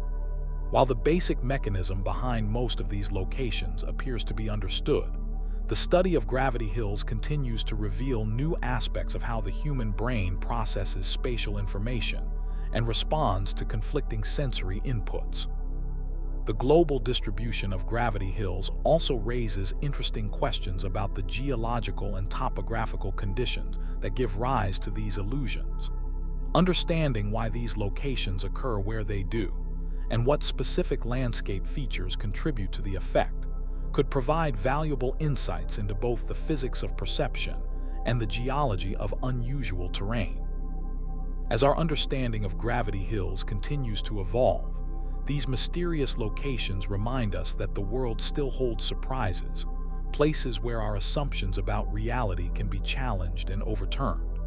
They stand as testaments to the power of natural phenomena to inspire wonder and curiosity, and to the enduring human fascination with mysteries that blur the line between the possible and the impossible. Whether experienced as tourist attractions, subjects of scientific study, or simply as reminders of the world's capacity for surprise, Gravity Hills continue to capture imaginations and challenge perceptions. They offer a unique glimpse into the complex relationship between what we see, what we believe, and what we think we understand about the forces that govern our universe. In the heart of Minnesota's wilderness, where the Brule River winds through dense forests and ancient rock formations, there exists a phenomenon that has puzzled scientists, hydrologists, and curious visitors for generations. The Devil's Kettle Falls is not your ordinary waterfall. While most waterfalls follow the simple laws of physics, sending water cascading down to continue its journey downstream, the Devil's Kettle does something far more mysterious. Half of its water simply vanishes. Picture this. You're standing on the rocky shore of Lake Superior's North Shore, the sound of rushing water filling the air. The Brule River approaches a massive outcrop of billion-year-old volcanic rock, and as it reaches this ancient barrier, something extraordinary happens. The river splits into two distinct streams. The eastern branch behaves exactly as you'd expect, tumbling over the cliff in a spectacular 50-foot waterfall that crashes into a pool below before continuing its journey to Lake Superior. But the western branch, the one that has earned this place its ominous name, does something that defies explanation. The western flow plunges into what appears to be an enormous stone cauldron, a perfectly round hole carved deep into the volcanic rock. This hole, which locals and visitors have dubbed the Devil's Kettle, seems to swallow the water completely.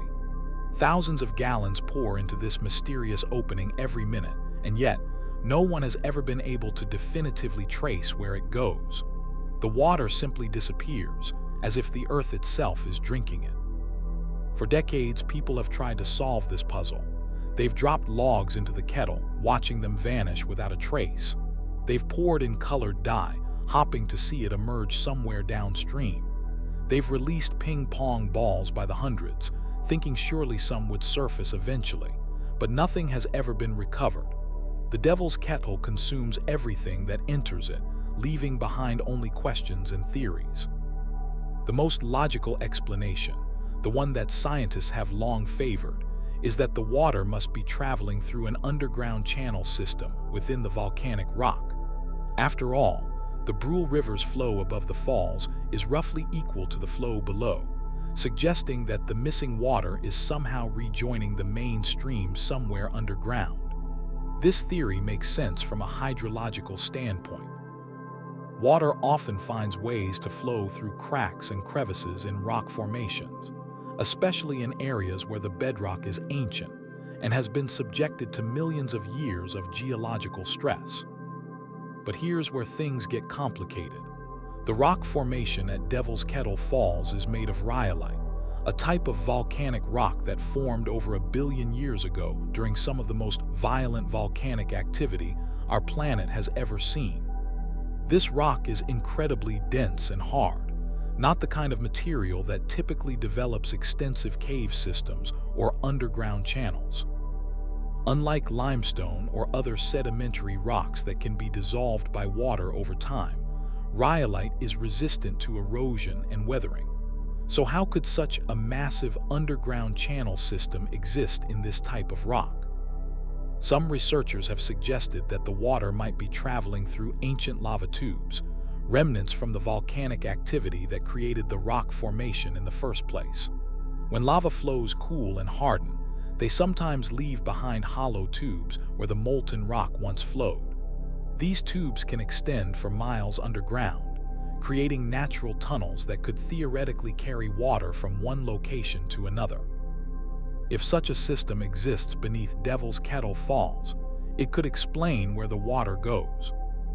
But even this theory has its problems. Lava tubes, while possible in this type of rock, would need to be massive to handle the volume of water that disappears into the Kettle. We're talking about thousands of gallons per minute during peak flow periods.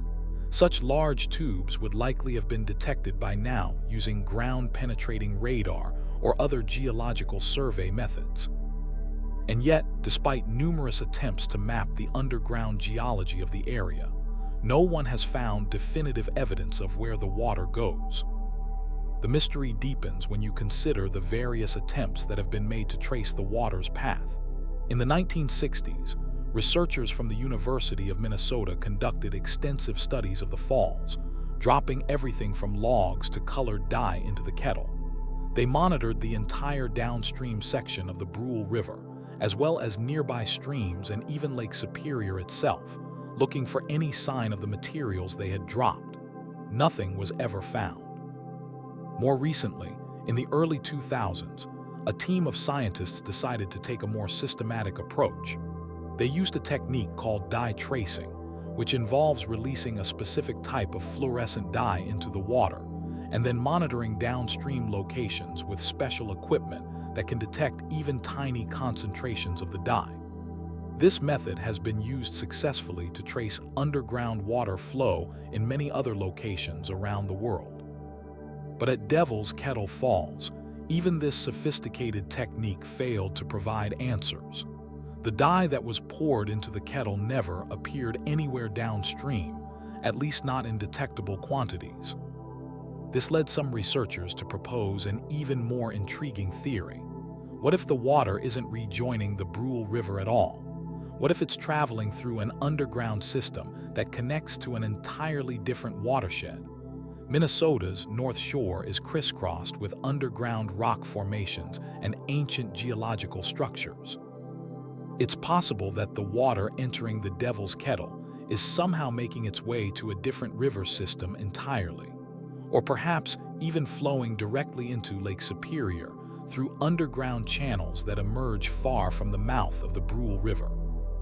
This theory gained some credibility when hydrologists began to notice that their flow measurements didn't always add up perfectly. While the general flow of the Brule River below the falls is roughly equivalent to the flow above, there are times when the numbers don't match exactly. During certain seasons, particularly during periods of high water flow, the downstream measurements are actually slightly less than what would be expected if all the water from the eastern branch was accounted for. This suggests that some water might indeed be disappearing permanently into the underground system. But there's another possibility that's even more unsettling. What if the water isn't traveling horizontally through underground channels at all? What if it's traveling vertically, down into the depths of the earth? The geological surveys of the area have revealed that the bedrock extends extremely deep beneath Devil's Kettle Falls. Some estimates suggest that the rhyolite formation could be hundreds or even thousands of feet thick in some areas. If there are vertical shafts or caverns within this rock, the water could be descending to depths that would make it virtually impossible to trace. The idea of water disappearing into the deep earth is both fascinating and terrifying. It suggests that there might be vast underground reservoirs or cavern systems that we know nothing about. In some parts of the world, similar phenomena have been discovered. In Mexico, there are cenotes, natural sinkholes that connect to massive underwater cave systems. In some cases, these caves extend for miles underground, creating hidden rivers and lakes that exist in complete darkness. Could something similar exist beneath Minnesota's North Shore? Local indigenous peoples, the Ojibwe, have their own explanations for the Devil's Kettle. Their oral traditions speak of the falls as a place of great spiritual power, where the water spirits take offerings back to the underworld. They describe the Kettle as a doorway between worlds, a place where the natural and supernatural realms intersect. While these explanations might seem mythological to modern scientists, they reflect a deep understanding of the falls as a place that operates according to different rules than the rest of the natural world. The name itself, the Devil's Kettle, speaks to the unease that this place has always inspired in people. Early European settlers and explorers were struck by the seemingly supernatural nature of the disappearing water, They couldn't explain it using the scientific knowledge of their time, so they attributed it to supernatural forces. The name stuck, and even today, visitors often describe feeling a sense of unease or otherworldliness when standing near the Kettle. Over the years, the Devil's Kettle has become a destination for thrill seekers and adventure enthusiasts. Some have attempted to explore the Kettle itself, using ropes and climbing equipment to descend into the opening. But these expeditions have revealed little about where the water goes. The Kettle appears to be a perfectly round hole carved into the rock, with smooth walls that descend into darkness. Those who have attempted to explore it describe it as eerily quiet once you descend below the main flow of water, as if the normal sounds of the forest and river simply can't penetrate into the depths. The smooth walls of the Kettle are themselves a mystery. The perfectly round shape and polished surface suggest that the hole was carved by water flow over an extremely long period of time. But this raises questions about how such a process could have occurred. For water to carve such a perfectly round and deep hole in solid rhyolite, it would need to flow in a very specific pattern for thousands or tens of thousands of years. The physics of how this could happen in a natural river system are difficult to explain. Some geologists have proposed that the Kettle might not have been carved by river water at all. Instead, it might be the result of a much more dramatic geological event. During the last ice age, which ended about 10,000 years ago, the entire region was covered by massive glaciers. As these glaciers melted, they created enormous torrents of water that carved many of the geological features we see today in Minnesota. It's possible that the Devil's Kettle was formed by one of these glacial outburst floods, where the intense pressure and volume of water was able to carve the perfect hole in the bedrock. Another theory involves the possibility of underground thermal activity. While Minnesota isn't known for its geothermal features, the ancient volcanic rock in the area could potentially harbor pockets of heated groundwater. If hot water or steam were rising from deep within the earth, it could create updrafts and pressure systems that might affect how water flows through underground channels. This could explain why traditional tracing methods have failed to locate the missing water. Recent advances in technology have opened up new possibilities for solving the mystery. Ground-penetrating radar has become much more sophisticated, allowing researchers to map underground structures with greater precision than ever before. Some scientists have proposed using this technology to create detailed three-dimensional maps of the rock formations beneath Devil's Kettle Falls. If there are large underground channels or caverns, this technology should be able to detect them. Another promising approach involves the use of advanced chemical tracers. Instead of simple dyes, researchers are now able to use specialized isotopes and chemical compounds that can be detected in extremely small quantities. These tracers are more persistent than traditional dyes and can be detected even if they're diluted by large volumes of water. Some scientists believe that a comprehensive tracing study using these new methods might finally solve the mystery of where the water goes. There's also the possibility of using underwater robots or remote-controlled submersibles to explore the Kettle itself. While previous attempts to explore the opening have been limited by human safety concerns, robotic technology could potentially allow researchers to map the interior of the Kettle and determine exactly how deep it goes. If there are underwater passages or chambers within the rock, these robots might be able to follow the water's path and finally answer the question of where it leads. But even as technology advances, the Devil's Kettle continues to guard its secrets. Recent expeditions have used the most advanced equipment available, and yet the mystery remains unsolved. Some researchers are beginning to wonder if the explanation might be more complex than anyone has imagined. What if the water isn't following a single path at all? What if it's dispersing through hundreds of tiny cracks and fissures in the rock, each too small to detect individually, but collectively capable of handling the volume of water that disappears into the Kettle? This theory, known as the distributed flow hypothesis, suggests that the rhyolite formation might be more fractured than it appears on the surface. Over the course of more than 1 billion years, thermal expansion and contraction, earthquakes, and other geological forces could have created a network of microscopic channels throughout the rock. While each individual channel might be invisible to our detection methods, together they could form a complex underground drainage system that effectively disperses the water over a wide area. If this theory is correct, it would explain why traditional tracing methods have failed. Instead of emerging at a single point downstream, the water would be seeping out through countless tiny openings over a large area. Some might emerge as small springs in the forest. Others might seep directly into Lake Superior through underwater openings, and still others might descend so deep into the earth that they become part of the deep groundwater system. The distributed flow theory also explains why the flow measurements don't always add up perfectly. If the water is dispersing through a complex network of channels, the timing of when it emerges would be highly variable. Some water might emerge within hours of entering the kettle, while other water might take days, weeks, or even months to complete its underground journey. This would make it nearly impossible to create accurate flow measurements that account for all the missing water. Despite all the scientific theories and technological advances, the Devil's Kettle continues to captivate people's imaginations. There's something deeply unsettling about water that simply vanishes, that refuses to follow the predictable patterns we expect from the natural world. It challenges our understanding of how things work and reminds us that even in our modern age of advanced science and technology, there are still mysteries that remain unsolved. The falls have become a symbol of the unknown, a place where the familiar rules of physics seem to break down. For some visitors, this is thrilling.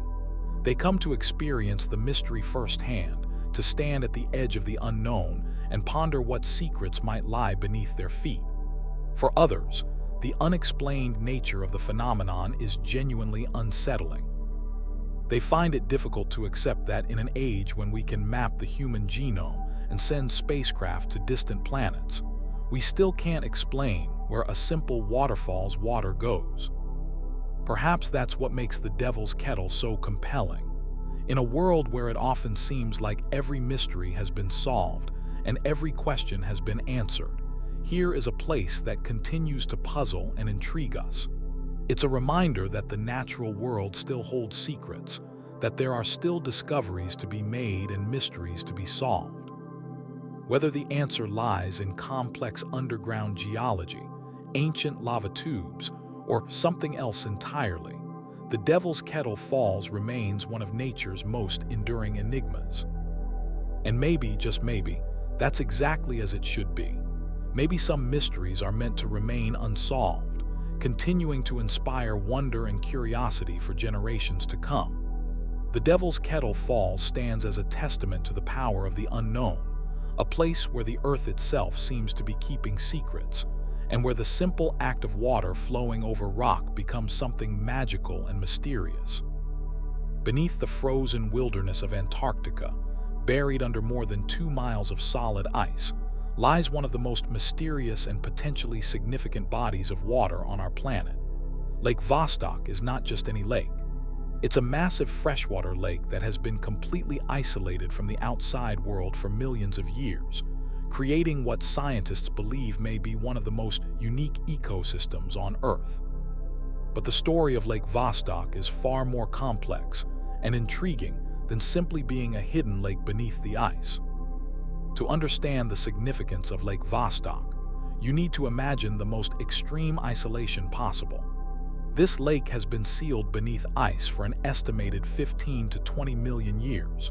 To put that in perspective, that means this body of water has been cut off from the surface world since long before humans existed, before the ice ages, before most of the species we know today had evolved. It's a time capsule of ancient Earth, preserved in perfect darkness and cold, beneath one of the most inhospitable environments on our planet. The lake itself is enormous, stretching over 160 miles long and 30 miles wide. It's roughly the size of Lake Ontario, making it one of the largest lakes in the world. But unlike the Great Lakes, which are easily accessible and well-studied, Lake Vostok remains largely mysterious. The ice above it is so thick that it would take the equivalent of drilling through a mountain to reach the water below. The pressure at the bottom of this ice column is immense, and the conditions are unlike anything found anywhere else on Earth. The discovery of Lake Vostok began in the 1960s, when Soviet scientists established a research station on the Antarctic ice sheet directly above what they didn't know was the lake. They called their station Vostok Station, and for decades, it served as one of the most remote and isolated research outposts on the planet. The temperatures at Vostok Station regularly dropped to -100 degrees Fahrenheit, making it one of the coldest places on Earth. The researchers who worked there had no idea that beneath their feet lay one of the most significant scientific discoveries of the 20th century. It wasn't until the 1970s that scientists began to suspect something unusual was beneath the ice. As they drilled ice cores for climate research, they noticed that the ice at the bottom of their cores was different from the ice above. Instead of the normal patterns they expected to see, the deepest ice showed signs of having been in contact with liquid water. This was puzzling because at the depths they were drilling, the ice should have been solid all the way to the bedrock. The breakthrough came in the 1990s when satellite data and ground-penetrating radar finally revealed the truth. The flat, reflective surface that appeared on radar images could only mean one thing: there was a massive body of liquid water beneath the ice. Further analysis revealed that this wasn't just a small pocket of water, but an enormous lake that had been hidden beneath the ice for millions of years. The existence of Lake Vostok raises profound questions about life on Earth and potentially life elsewhere in the universe. Scientists believe that the lake's water is kept liquid by a combination of factors. The immense pressure from the ice above raises the freezing point of water, similar to how the weight of ice on a skating rink creates a thin layer of liquid water that allows skaters to glide. Additionally, geothermal heat from the Earth's core may be warming the bottom of the lake, creating convection currents that keep the water from freezing completely. But the most intriguing aspect of Lake Vostok isn't just that it exists, but what might be living in it. The lake has been completely isolated from the surface world for millions of years, which means that any life forms that exist there would have evolved in complete isolation. This makes Lake Vostok potentially one of the most unique ecosystems on Earth, a place where evolution has taken a completely different path from the rest of the planet. The conditions in Lake Vostok are extreme by any standard. The water is likely close to freezing, the pressure is immense, and the environment is completely dark. There are no photosynthetic organisms because no sunlight can penetrate the miles of ice above. Any life that exists in the lake would have to survive on chemosynthesis, the process by which organisms derive energy from chemical reactions rather than from sunlight. Scientists have found such life forms in other extreme environments on Earth, such as deep-sea hydrothermal vents and underground caves, but Lake Vostok would represent an entirely new category of extreme environment. The potential for life in Lake Vostok has profound implications for astrobiology, the study of life in the universe. If life can exist in such extreme conditions on Earth, it raises the possibility that similar life might exist in comparable environments elsewhere in our solar system. Jupiter's moon Europa and Saturn's moon Enceladus both have subsurface oceans beneath their icy crusts, and the conditions there might be similar to those in Lake Vostok. If we can understand how life functions in Lake Vostok, we might gain insights into how to search for life in these other icy worlds. But studying Lake Vostok presents enormous challenges. The lake is buried under more than 2 miles of ice, making it virtually impossible to access directly. Any attempt to drill through the ice risks contaminating the pristine environment below. The drilling process itself introduces foreign materials, chemicals, and microorganisms that could completely alter the ecosystem that scientists are trying to study. It's a classic catch-22. To study the lake, you have to potentially destroy what makes it unique. The Russian scientists who first discovered the lake faced exactly this dilemma. They had been drilling ice cores at Vostok Station for climate research, and by the late 1990s, they were getting close to the lake's surface. But as they approached the water, the international scientific community became increasingly concerned about contamination. The drilling process uses antifreeze and other chemicals to prevent the equipment from freezing, and these substances could potentially poison any life forms in the lake.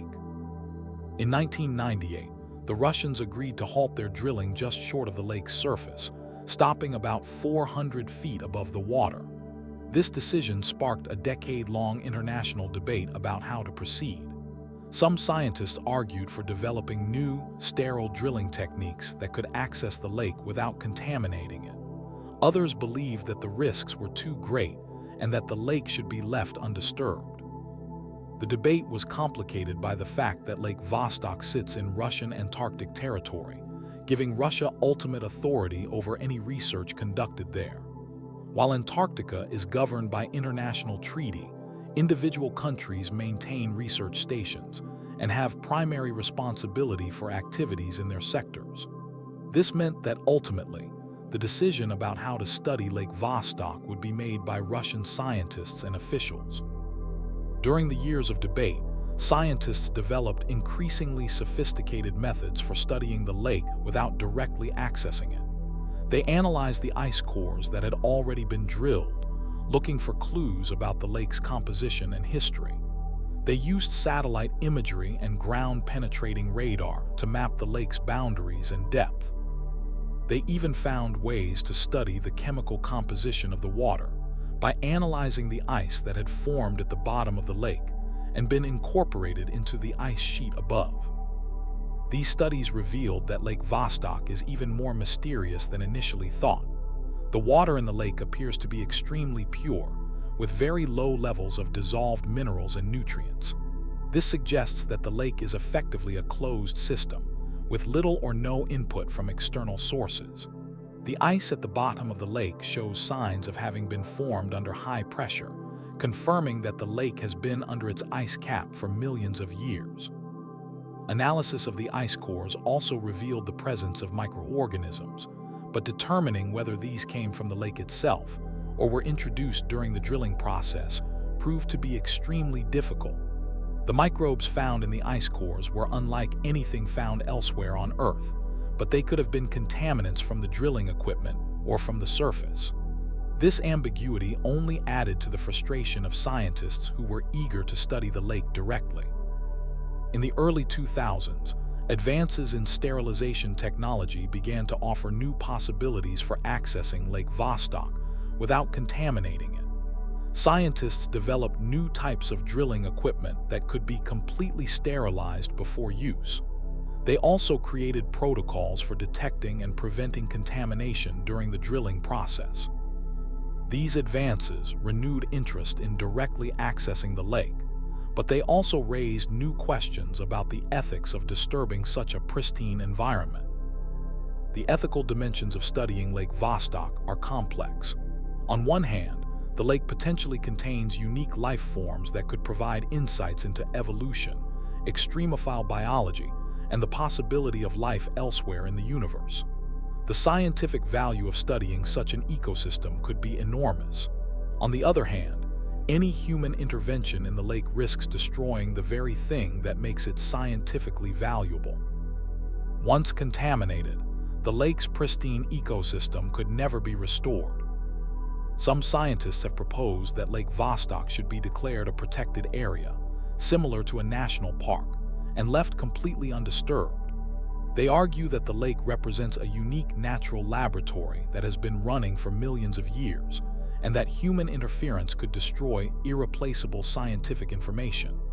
Others contend that the potential benefits of studying the lake outweigh the risks, especially if proper precautions are taken to minimize contamination. The debate took a dramatic turn in 2012 when Russian scientists announced that they had successfully drilled through the ice and reached Lake Vostok's surface. The announcement was met with both excitement and concern from the international scientific community. While reaching the lake was a remarkable technical achievement, questions immediately arose about whether proper contamination protocols had been followed. The Russian team claimed that they had used a special drilling technique that minimized the risk of contamination. Instead of using traditional drilling fluids, they had relied on the natural pressure in the borehole to prevent the hole from collapsing. When they reached the lake's surface, the pressure differential caused lake water to rush up into the borehole, where it froze, creating a plug of frozen lake water. This technique, they argued, prevented drilling fluids from entering the lake, while also providing a sample of actual lake water for analysis. The frozen lake water samples were brought to the surface and analyzed in laboratories around the world. The results were intriguing but also controversial. Some scientists reported finding evidence of microbial life in the samples, including bacteria and other microorganisms that appeared to be unlike anything found elsewhere on Earth.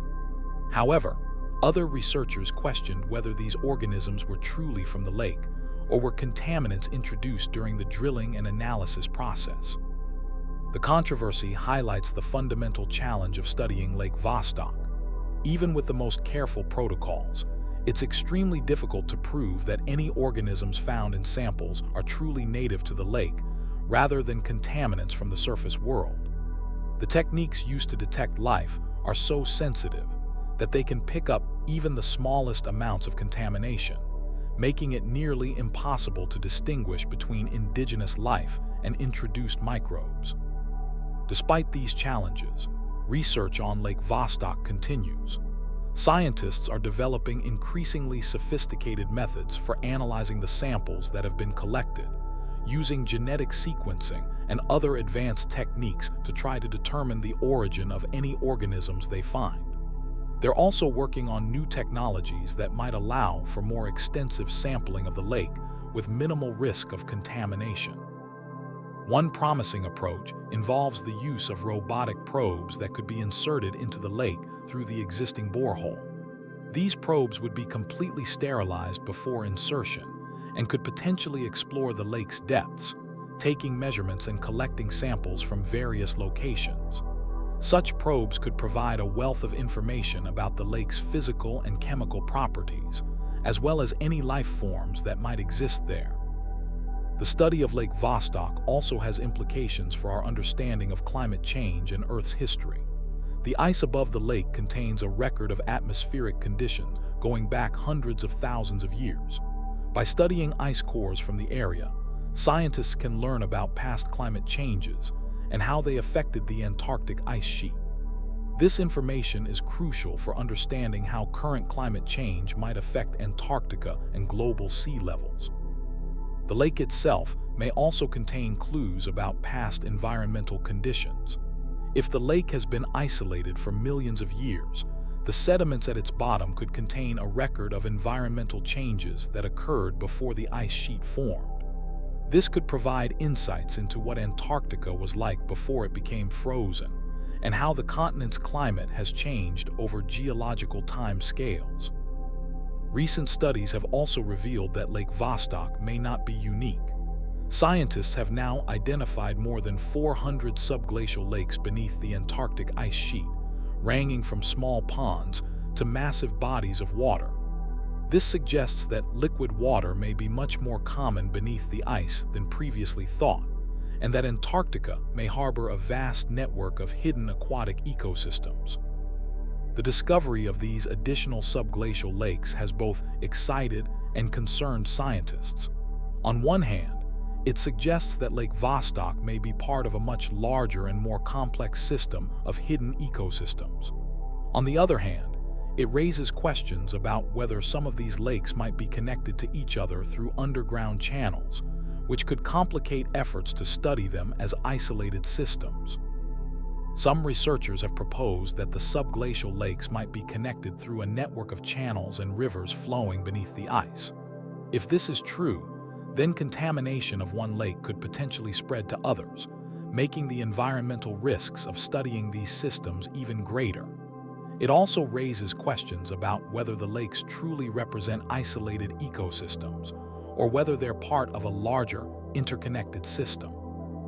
The implications of Lake Vostok extend far beyond Earth. As mentioned earlier, the lake serves as a potential analog for the subsurface oceans that may exist on other worlds in our solar system. Jupiter's moon Europa is thought to have an ocean beneath its icy crust that could be similar to Lake Vostok, but much larger. Saturn's moon Enceladus also appears to have a subsurface ocean, as evidenced by the geysers of water vapor and ice particles that erupt from its south pole. If life can exist in Lake Vostok, it suggests that similar life might exist in these other icy worlds. This possibility has profound implications for the search for life in the universe. Instead of focusing solely on planets in the habitable zone around stars, where liquid water can exist on the surface, astrobiologists may need to consider the possibility of life in subsurface oceans throughout the solar system.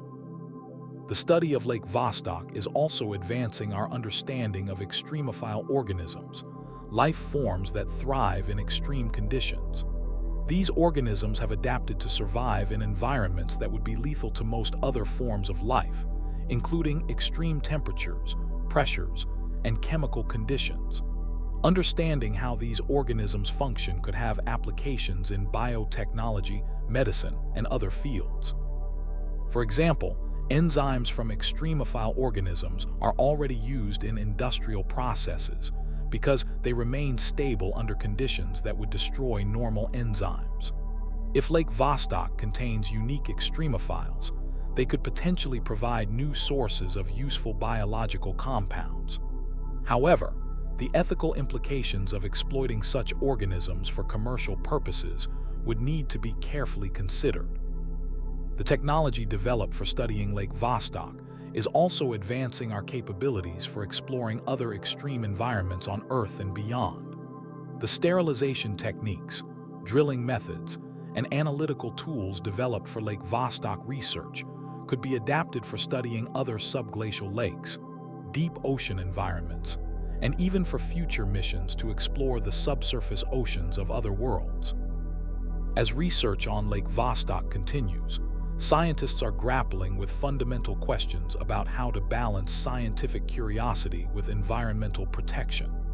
The lake represents a unique natural laboratory that has been running for millions of years, and any human intervention risks altering or destroying what makes it scientifically valuable.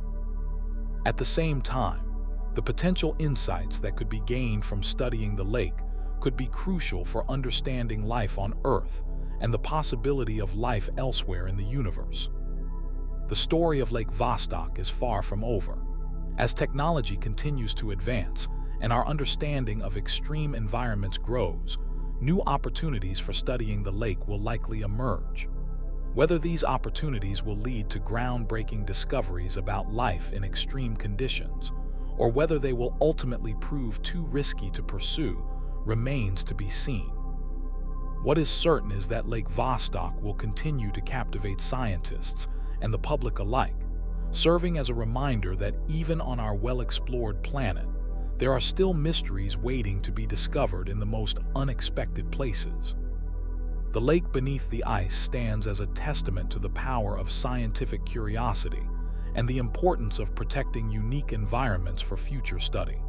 It reminds us that the Earth still holds secrets, that there are still frontiers to explore and mysteries to solve. Whether Lake Vostok will ultimately reveal the secrets of life in extreme conditions, or whether it will remain forever mysterious beneath its miles of ice, it continues to inspire wonder and drive scientific discovery in ways that few other places on Earth can match. In the vast expanse of West Texas, where the desert stretches endlessly toward distant mountains and the night sky seems to swallow the world whole, there exists a phenomenon that has baffled observers for more than a century. These are the Marfa Lights, mysterious orbs of illumination that dance across the darkness, appearing and disappearing without warning, defying every attempt at explanation. The town of Marfa sits in the high desert of Texas, population barely over 1,000 souls. It's a place where the horizon seems to go on forever, where the silence is so complete you can hear your own heartbeat. But on certain nights, usually when the air is clear and the moon is dim, something extraordinary happens. Lights begin to appear in the distance, floating above the desert floor like earthbound stars that have lost their way. These aren't ordinary lights. They don't behave like car headlights or campfires or any conventional source of illumination. The Marfa Lights move with purpose, sometimes slowly drifting across the landscape, other times darting back and forth with impossible speed. They change colors, shifting from white to yellow to red to blue, sometimes pulsing with a rhythm that seems almost alive. They split apart and merge together. They grow bright and fade to nothing. They appear in clusters or alone, always unpredictable, always mysterious. The first recorded sighting dates back to 1883, when a young cowhand named Robert Reed Ellison was driving cattle through the area. As night fell, he noticed strange lights flickering in the distance near the Chinati Mountains.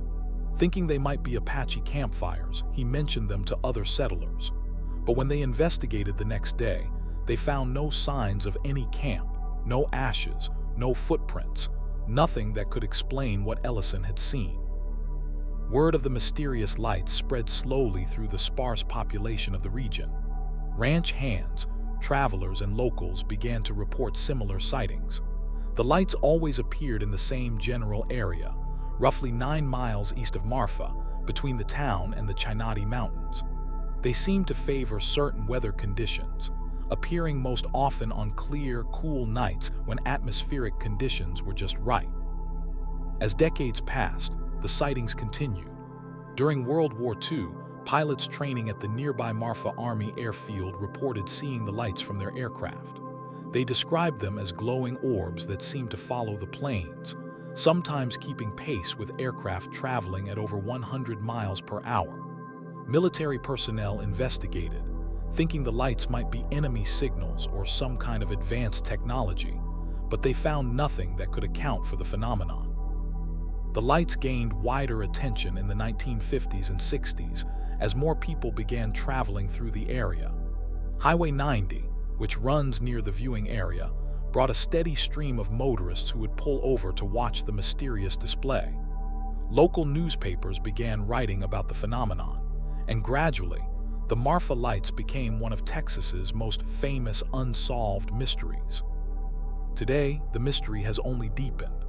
The state of Texas has erected an official viewing area on Highway 90, complete with parking and historical markers. On any given night, you might find dozens of people gathered there, cameras and binoculars in hand, waiting for the lights to appear. Some are tourists drawn by curiosity, others are researchers hoping to solve the puzzle, and many are locals who have been watching the lights for decades but still don't understand what they're seeing. The descriptions of the lights vary, but certain characteristics appear consistently in witness accounts. They typically appear as bright, glowing orbs, usually white or yellowish in color, though they can shift to red, blue, or green. They range in size from what looks like a basketball to something as large as a car. They move in ways that seem to defy physics, sometimes hovering motionless for minutes before suddenly shooting across the sky at tremendous speed. Perhaps most unsettling is their apparent intelligence. Witnesses frequently describe the lights as seeming to respond to human presence. They've been seen to approach people who flash lights or honk car horns at them, only to retreat when approached too closely. Some observers report that the lights seem to play games, mimicking the movements of flashlights or appearing to dance in response to music. Dr. Carl Steffen, an electrical engineering professor at Texas State University, has been studying the Marfa Lights for years. He's made numerous trips to the viewing area, armed with sophisticated equipment designed to measure electromagnetic fields, temperature variations, and atmospheric conditions. His findings have been frustrating in their ambiguity. While he's recorded unusual electromagnetic activity in the area, he's been unable to correlate it directly with the appearance of the lights. What makes the Marfa Lights so challenging to study, Dr. Steffen explains, is their unpredictability. You can't schedule a scientific observation of something that appears randomly. We can set up equipment and wait, but there's no guarantee the lights will show up when we're ready for them. The theories attempting to explain the Marfa Lights are as varied as they are controversial. The most commonly accepted scientific explanation involves atmospheric refraction, the bending of light as it passes through air layers of different temperatures and densities. According to this theory, the lights are actually distant car headlights or other artificial illumination sources that are being refracted and reflected by atmospheric conditions unique to the area. The geography around Marfa does create unusual atmospheric conditions. The high desert elevation, combined with the stark temperature differences between day and night, can create layers of air with dramatically different properties. When light passes through these layers, it can be bent and distorted, potentially creating the illusion of floating lights where none actually exist. But this explanation has significant problems. The Marfa Lights were being reported decades before automobiles were common in the area, and they appear in locations where no roads exist. The lights also display behaviors that simple refraction cannot explain, such as their apparent ability to split apart and merge back together, or their tendency to appear in response to human activity. Another theory suggests the lights are caused by piezoelectric effects in the local geology. The Chinati Mountains contain significant amounts of quartz, and when tectonic stress is applied to quartz crystals, they can generate electrical discharges. Some researchers believe that minor seismic activity in the area might be creating electrical phenomena that manifest as the mysterious lights. This theory gained support when researchers discovered that the Marfa Lights area sits on a geological fault line. Small earthquakes, too minor to be felt by humans, occur regularly in the region. If these seismic events are causing stress in quartz-bearing rocks, they might indeed be generating electrical discharges visible as glowing lights. However, piezoelectric effects typically produce brief, flash-like illumination, not the sustained, moving lights that characterize the Marfa phenomenon. The lights often appear for extended periods, sometimes hours, and display complex movement patterns that don't match what would be expected from geological electrical activity. A more exotic theory involves ball lightning, a rare and poorly understood atmospheric phenomenon. Ball lightning appears as glowing spheres that can persist for several minutes and move in seemingly random patterns. They're typically associated with thunderstorms, but some researchers believe they might occur under other atmospheric conditions as well.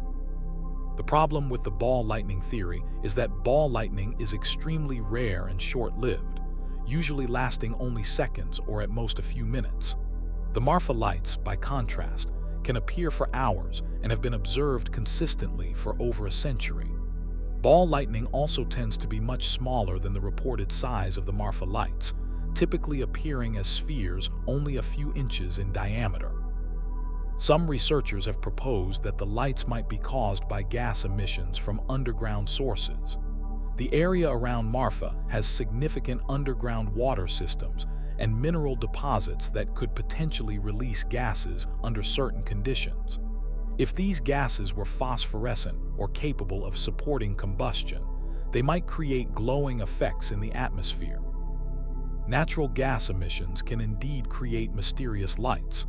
There are documented cases of swamp gas and other naturally occurring gas emissions creating glowing phenomena. However, extensive geological surveys of the Marfa area have found no evidence of significant gas deposits or emission sources that could account for the lights. The most controversial theories involve explanations that push the boundaries of conventional science. Some researchers have suggested that the lights might be plasma phenomena, created by unknown electromagnetic processes in the Earth's atmosphere. Plasma, the fourth state of matter, can appear as glowing, luminous gases that move and change shape in response to magnetic fields. Laboratory experiments have shown that plasma can be created and sustained under certain conditions, and plasma formations can display many of the characteristics reported for the Marfa Lights, including their ability to split apart, merge together, and respond to electromagnetic stimuli. However, creating sustained plasma in open air requires enormous amounts of energy, and no known natural process in the Marfa area could generate the necessary conditions. Another theory that has gained attention in recent years involves what some researchers call Earth lights, or telluric lights. This hypothesis suggests that certain geological formations can generate electromagnetic fields strong enough to ionize air molecules, creating visible light phenomena. Proponents of this theory point to the high mineral content of the rocks in the Chinati Mountains and the presence of underground water systems that might interact with geological formations to create electrical effects. The Earth lights theory is supported by the fact that similar phenomena have been reported in other locations around the world with similar geological characteristics. The Hessdalen Valley lights in Norway, the Min Min lights in Australia, and the Brown Mountain lights in North Carolina all share certain features with the Marfa lights and occur in areas with unusual geological properties. However, despite decades of research, no one has been able to demonstrate how geological formations could consistently generate the types of electromagnetic effects necessary to create the observed light phenomena. The energy requirements seem to exceed what could be produced by known geological processes. As investigations continue, new technologies are being brought to bear on the mystery. Researchers are now using thermal imaging cameras, spectrometers, and advanced electromagnetic detection equipment to study the lights. Some have deployed networks of automated cameras that can photograph the lights from multiple angles simultaneously, potentially allowing for triangulation of their exact position and distance.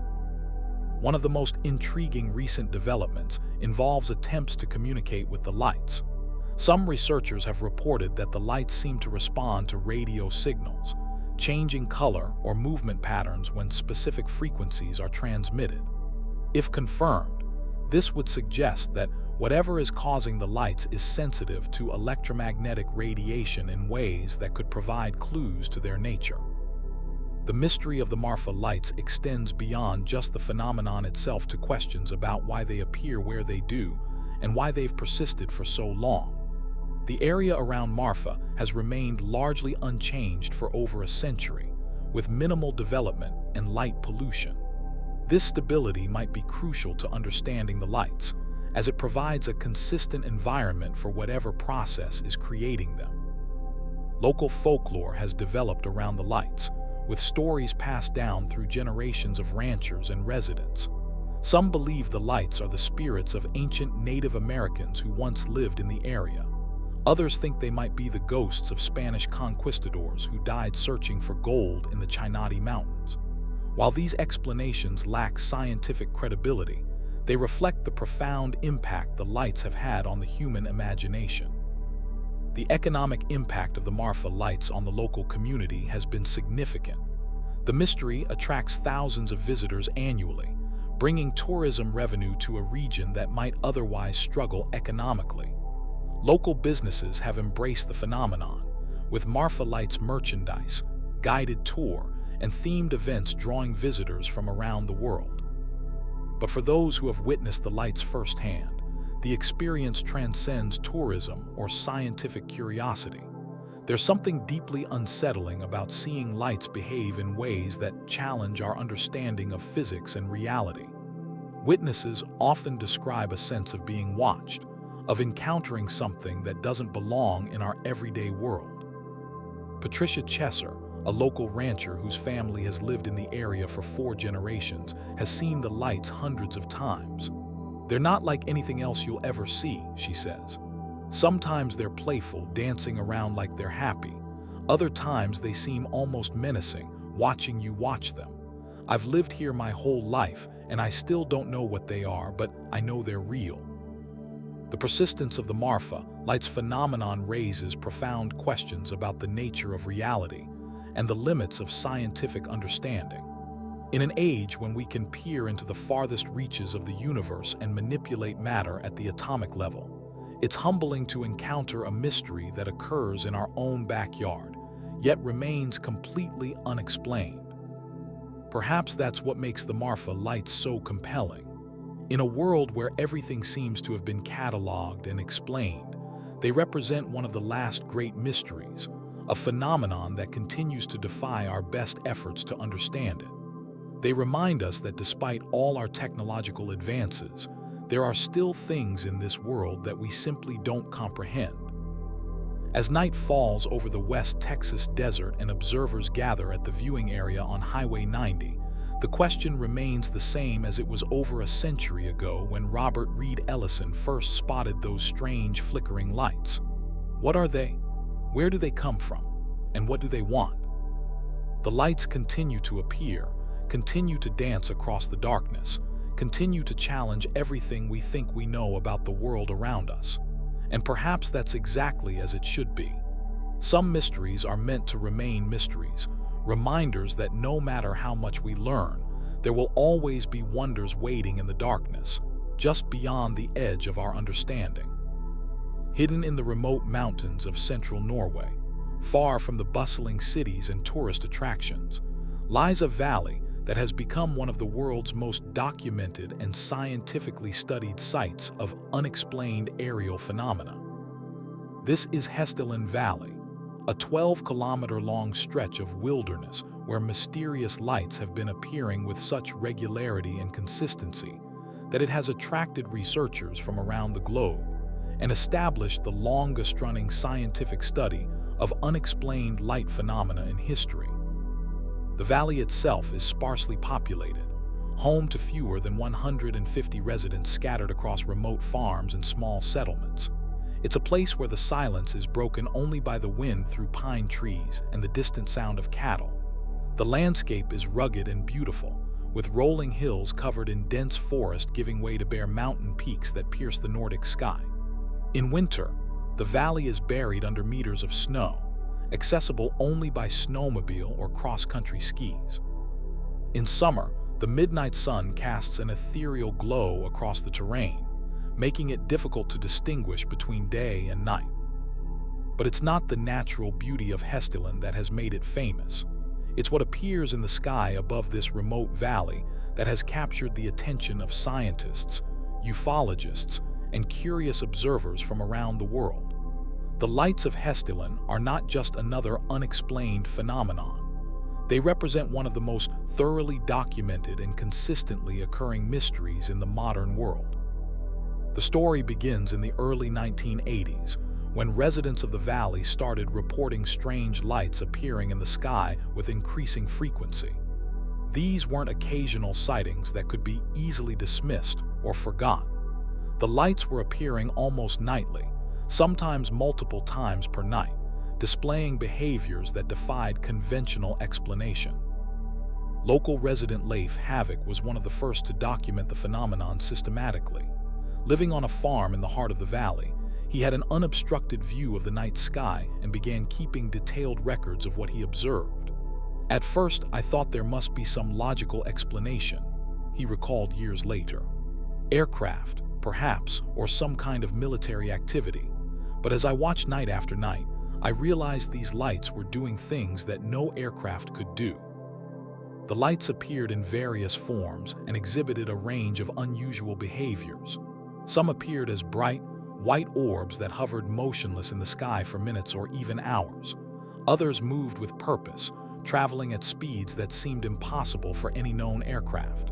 They could accelerate instantly, stop abruptly, and change direction at angles that would be fatal to any human pilot. Some lights pulsed rhythmically, changing color from white to red to blue to yellow. Others maintained a steady glow, while moving in complex patterns across the sky. Perhaps most unsettling was their apparent awareness of human observers. Multiple witnesses reported that the lights seemed to respond to human activity, approaching when people flashed lights at them or pointed cameras in their direction. Some residents claimed the lights would follow their vehicles as they drove through the valley, maintaining a constant distance above the road before suddenly disappearing without explanation. Word of the Hessdalen lights spread throughout Norway and beyond. By 1984, the phenomenon had attracted the attention of researchers from the University of Oslo and the Norwegian Defense Research Establishment. What followed was unprecedented in the study of unexplained phenomena, a systematic, long-term scientific investigation that continues to this day. The research project, initially called Project Hessdalen, brought sophisticated scientific equipment to the remote valley. Researchers set up automatic cameras, magnetometers, radar systems, and spectrum analyzers, all designed to detect and record any unusual activity in the area. The goal was not to prove or disprove any particular theory about the lights, but simply to gather data and document what was actually occurring. The results were immediate and compelling. The equipment began recording anomalous readings almost immediately. Cameras captured images of lights that appeared as structured objects with defined shapes and consistent movement patterns. Radar systems detected targets that moved at impossible speeds and displayed flight characteristics unlike any known aircraft. Magnetometers recorded unusual magnetic field fluctuations that coincided with light sightings. Dr. Erling Strand, a professor of electrical engineering, became the project's lead researcher and has dedicated much of his career to studying the Hessdalen phenomenon.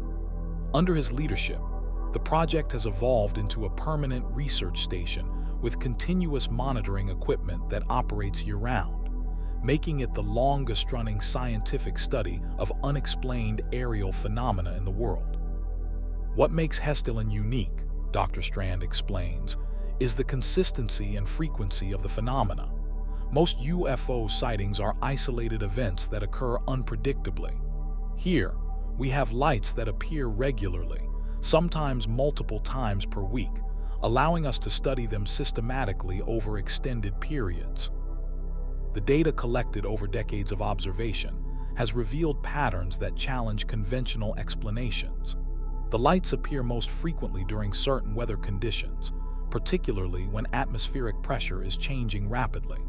They tend to appear more often during the winter months when the air is dry and clear. The lights also show a preference for certain locations within the valley, appearing repeatedly in specific areas, as if drawn to particular geographical features. Spectral analysis of the lights has revealed that they emit light across a broad spectrum, including wavelengths not typically associated with conventional light sources. Some lights emit strong radio frequency signals, while others appear to be completely silent across the electromagnetic spectrum. The variety of characteristics suggests that multiple phenomena might be occurring in the valley, rather than a single type of unexplained light. One of the most intriguing discoveries involves the apparent intelligence displayed by the lights. Researchers have documented numerous instances where the lights seem to respond to human activity in ways that suggest awareness and purpose.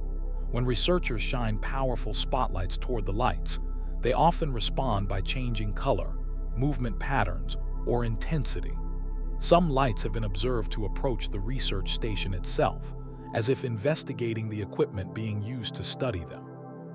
The scientific community's response to the Hessdalen research has been mixed. While the quality of the data and the credentials of the researchers are beyond question, the implications of the findings are difficult for many scientists to accept. The lights display characteristics that don't fit within our current understanding of physics and atmospheric science, leading to a reluctance to engage with the research among some mainstream academics. However, the project has also attracted serious scientific attention from researchers around the world. Italian scientists from the National Research Council have collaborated on studies of the lights. Japanese researchers have brought advanced equipment to the valley. NASA has expressed interest in the data being collected, particularly regarding the electromagnetic properties of the phenomena. The theories proposed to explain the Hessdalen lights are as varied as they are controversial. Some researchers believe the lights are caused by unusual atmospheric conditions specific to the valley's geography. The area sits on a geological fault line and contains significant mineral deposits, including metals that could potentially interact with atmospheric electricity to create luminous phenomena. One theory suggests that the lights are caused by a type of ball lightning that forms under specific atmospheric conditions. Ball lightning is a rare and poorly understood phenomenon that appears as glowing spheres during thunderstorms. Some researchers believe that the unique geological and atmospheric conditions in Hessdalen might allow ball lightning to form, even in the absence of conventional thunderstorm activity. However, the ball lightning theory faces significant challenges. Ball lightning typically lasts only seconds or minutes, while the Hessdalen lights can persist for hours. Ball lightning is also much smaller than many of the lights observed in the valley, and it doesn't display the complex movement patterns and apparent intelligence that characterize the Hessdalen phenomenon. Another theory involves piezoelectric effects in the local geology. The valley contains significant amounts of quartz and other minerals that generate electrical charges when subjected to mechanical stress. Some researchers believe that tectonic activity in the area might be creating electrical discharges that manifest as visible lights in the atmosphere. The piezoelectric theory is supported by the correlation between seismic activity and light sightings. Researchers have noted that the frequency of light appearances often increases during periods of minor seismic activity in the region. However, the theory doesn't explain the complex behaviors displayed by the lights or their apparent ability to respond to human activity. More exotic theories involve plasma phenomena and electromagnetic effects that push the boundaries of conventional science. Some researchers believe that unknown electromagnetic processes in the Earth's atmosphere might be creating plasma formations that appear as the mysterious lights. Plasma can be created and sustained under certain conditions and can display many of the characteristics observed in Hessdalen, including the ability to change shape, split apart, and merge together. The plasma theory gained support when researchers discovered that the lights often appear in areas with strong electromagnetic fields. The valley's unique geology and the presence of underground water systems might create conditions that allow plasma formations to develop and persist in ways that don't occur elsewhere. However, creating sustained plasma in open air requires enormous amounts of energy, and no known natural process in the Hessdalen area could generate the necessary conditions. The energy requirements seem to exceed what could be produced by geological or atmospheric processes alone. One of the most controversial aspects of the Hessdalen research involves the suggestion that the lights might represent a form of unknown life. Some researchers have proposed that the lights display characteristics consistent with living organisms. They appear to respond to stimuli, they exhibit complex behaviors, and they seem to interact with each other in ways that suggest communication or social organization. This theory, while scientifically speculative, is supported by observations of the light's behavior. They have been seen to approach each other, merge together, and separate again in ways that resemble biological reproduction. Some lights appear to follow others, as if traveling in groups or families. The lights also display what appears to be learning behavior, changing their responses to human activity over time, as if adapting to the presence of researchers. The biological interpretation of the lights remains highly controversial and is not accepted by mainstream science. However, it raises fascinating questions about the nature of life itself and whether phenomena we don't understand might represent forms of existence that don't fit our conventional definitions. Recent technological advances have allowed researchers to study the Hessdalen lights with unprecedented precision. High-definition cameras with specialized filters can now capture details of the lights that were invisible to earlier equipment. Advanced radar systems can track the light's movements with greater accuracy, revealing flight patterns and speeds that were previously unmeasurable. One of the most significant recent developments involves attempts to communicate with the lights using radio signals. Researchers have discovered that some lights appear to respond to specific radio frequencies, changing their behavior when particular signals are transmitted. While the nature of this apparent communication is not understood, It suggests that the lights are sensitive to electromagnetic radiation in ways that could provide clues to their nature. The long-term nature of the Hessdalen research has also allowed scientists to identify trends and patterns that would be impossible to detect from short-term observations.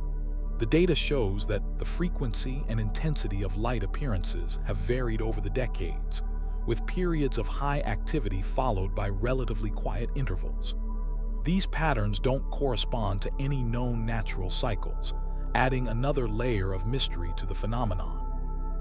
Local residents have adapted to living with the mysterious lights, integrating them into their daily lives in ways that might seem strange to outsiders. Children grow up seeing the lights as a normal part of their environment.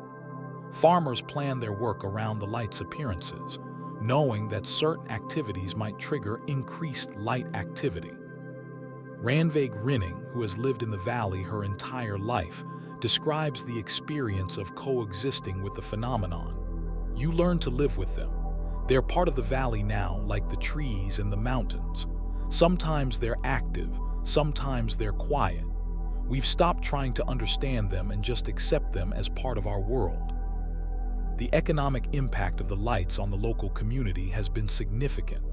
The valley now attracts researchers, tourists, and curious visitors from around the world, bringing income to an area that might otherwise struggle economically. Local businesses have developed around the phenomenon, offering guided tour, accommodation for researchers, and specialized equipment for light watching. The Hessdalen Research Station has become a model for other unexplained phenomena research projects around the world. The methodical, scientific approach pioneered in the valley has influenced how researchers study similar phenomena in other locations.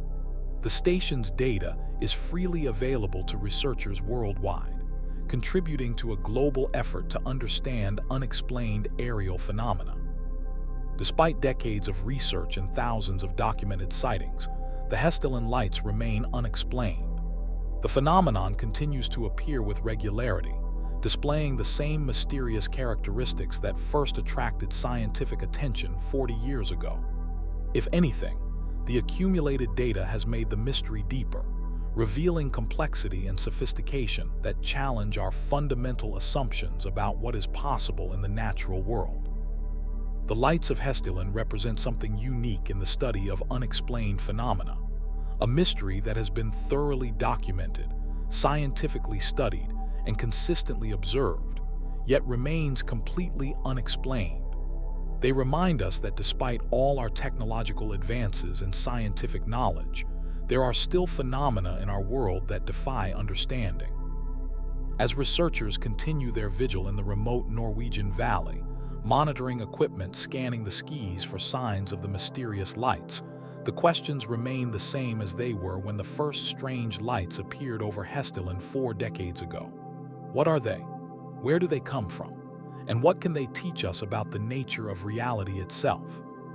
The lights continue to appear, continue to dance across the Nordic sky, continue to challenge everything we think we know about the possible and the impossible. In a world where mystery is increasingly rare, Hessdalen Valley stands as a reminder that there are still phenomena that exist beyond the boundaries of human understanding, waiting in the darkness to reveal their secrets to those patient enough to watch and wonder.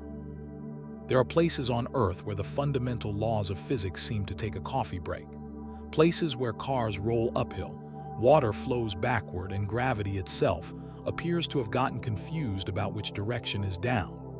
These locations, scattered across every continent, have baffled scientists, confused tourists, and sparked countless theories about everything from magnetic anomalies to supernatural forces. They're called magnetic hills, gravity hills, or mystery spots, and while science has explanations for most of them, the experience of standing in these places still feels nothing short of magical. Your brain struggles to process what your eyes are seeing, creating a sensation that's both thrilling and deeply unsettling.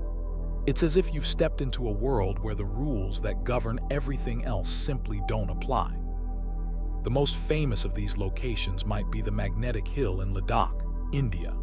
Nestled high in the Himalayan mountains mountains at an altitude of over 11,000 feet, this stretch of road has become legendary among travelers. Park your car at the designated spot, put it in neutral, and something extraordinary happens. Instead of rolling backward down what appears to be a slope, your vehicle begins moving forward, seemingly uphill, reaching speeds of up to 12 miles per hour. Local folklore has its own explanation for this phenomenon. According to legend, there was once a path here that led straight to heaven. The pull you feel isn't magnetism or optical illusion, but the mountain itself trying to draw pure souls upward toward the divine. It's a beautiful story, one that adds a layer of mysticism to an already mysterious place. But the reality, as it often is, proves to be far more fascinating than fiction. What you're experiencing at Magnetic Hill isn't actually magnetism at all, despite the name. It's one of the most convincing optical illusions nature has ever created.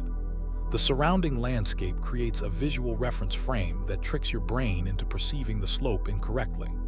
What looks like an uphill gradient is actually a gentle downward slope, disguised by the way the horizon line, surrounding hills, and vegetation align. But knowing the scientific explanation doesn't diminish the power of the experience.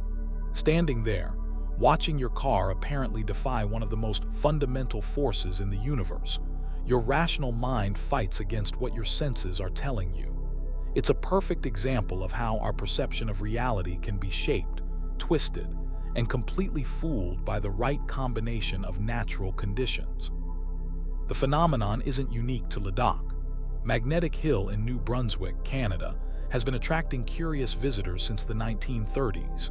Here, tour guides demonstrate the effect by pouring water from a bottle and watching it flow upward along the road. Cars left in neutral roll up the hill with such consistency that it's become a major tourist attraction, complete with gift shops and guided tour.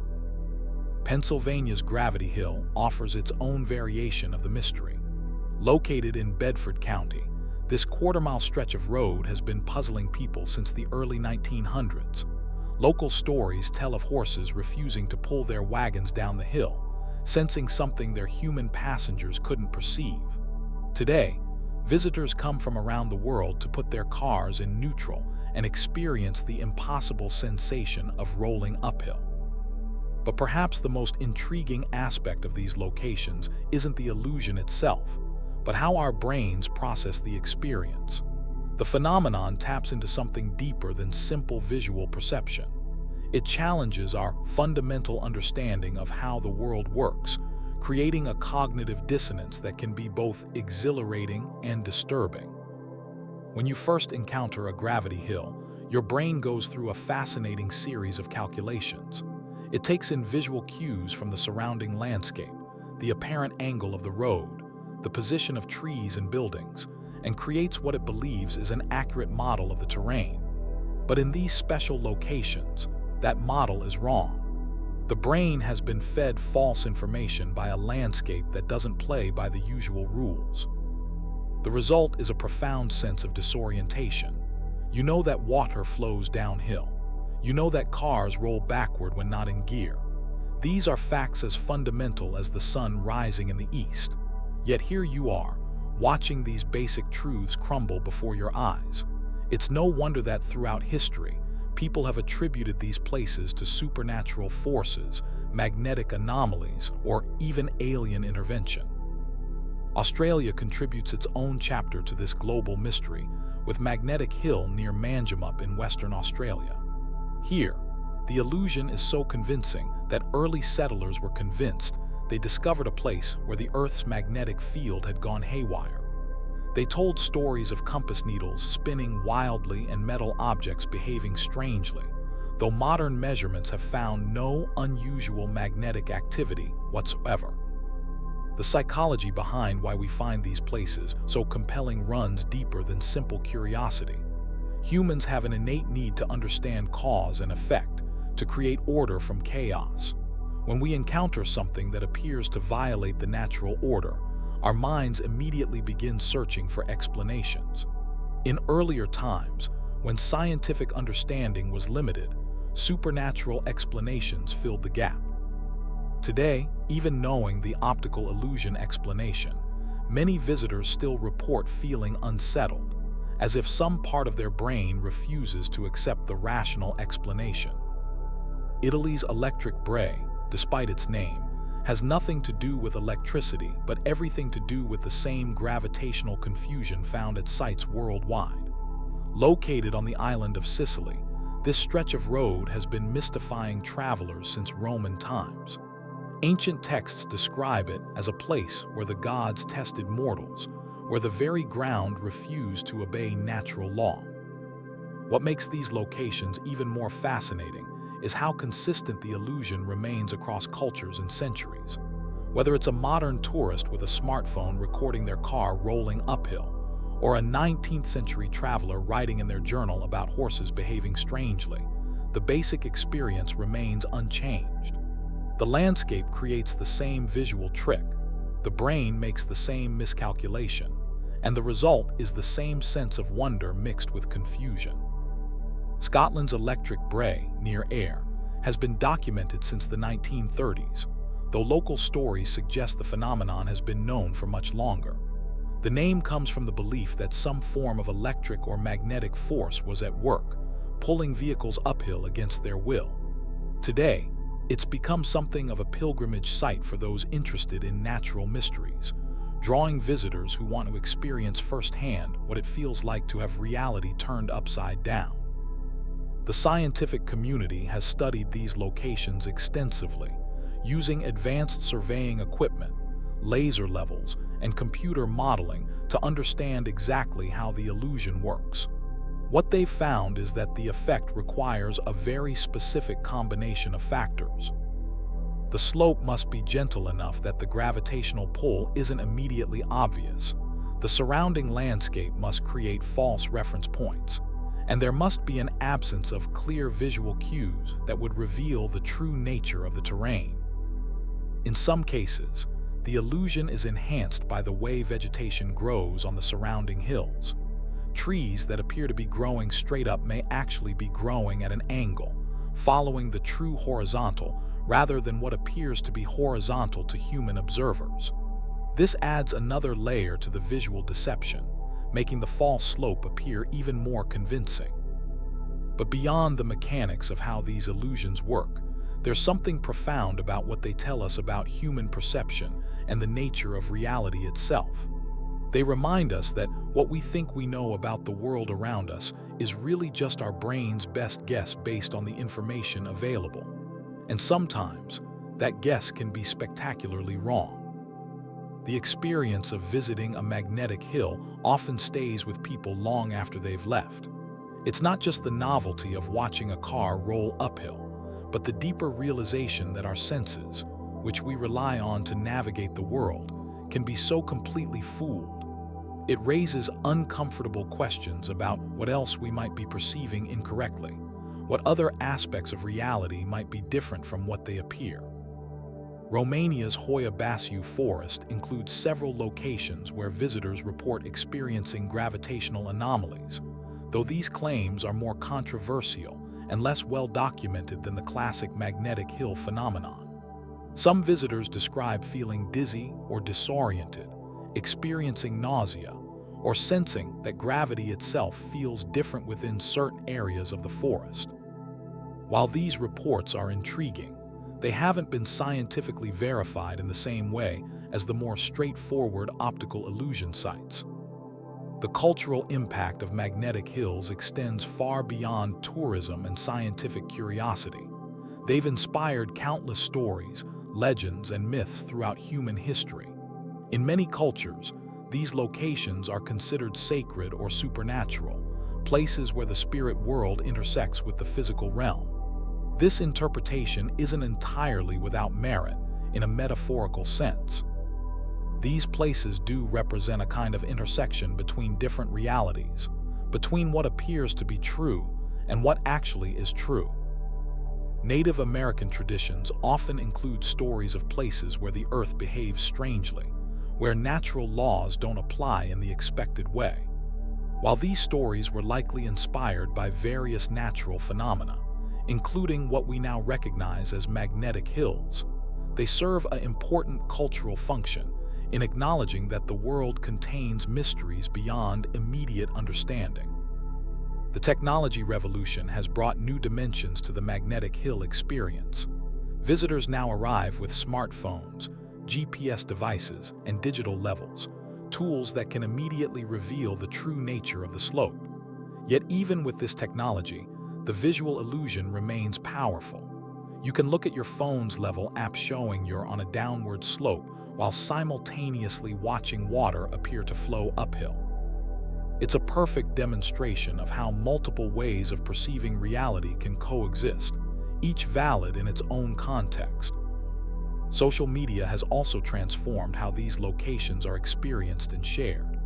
Videos of cars rolling uphill or water flowing the wrong way become viral content, introducing millions of people to the phenomenon who might never have the opportunity to visit in person. But there's something lost in this digital translation. The full impact of the illusion requires being physically present, experiencing the disorientation firsthand, feeling your own sense of balance and spatial awareness being challenged. Research into magnetic hills has contributed to our broader understanding of human perception and spatial reasoning. Psychologists and neuroscientists study these locations to learn more about how the brain processes visual information and creates our sense of spatial orientation. The findings have applications beyond simple curiosity, potentially informing everything from virtual reality design to treatments for balance disorders. The preservation of these sites has become an interesting challenge in the modern world. As development encroaches and landscapes change, some magnetic hills have lost their effectiveness. New construction, changed vegetation, or altered sightlines can destroy the delicate balance of visual cues that makes the illusion work. There's something poignant about the idea that these natural magic tricks, which have been fooling humans for centuries, could be lost to progress and development. Yet new magnetic hills continue to be discovered, often by accident. A road construction project reveals an unexpected slope. A new scenic route creates the right combination of visual reference points, or changes in vegetation expose previously hidden gravitational puzzles. It suggests that the Earth still holds surprises, still has the capacity to confound our expectations and challenge our assumptions about how things should work. The military has actually studied some of these locations, not for their optical illusion properties, but for their potential impact on navigation and equipment. When your instruments tell you one thing but your eyes insist on another, it can create genuine operational challenges. While modern GPS technology has largely eliminated these concerns, the studies remain an interesting footnote in the history of how governments have approached natural mysteries. Perhaps what's most remarkable about magnetic hills is how they democratize the experience of wonder.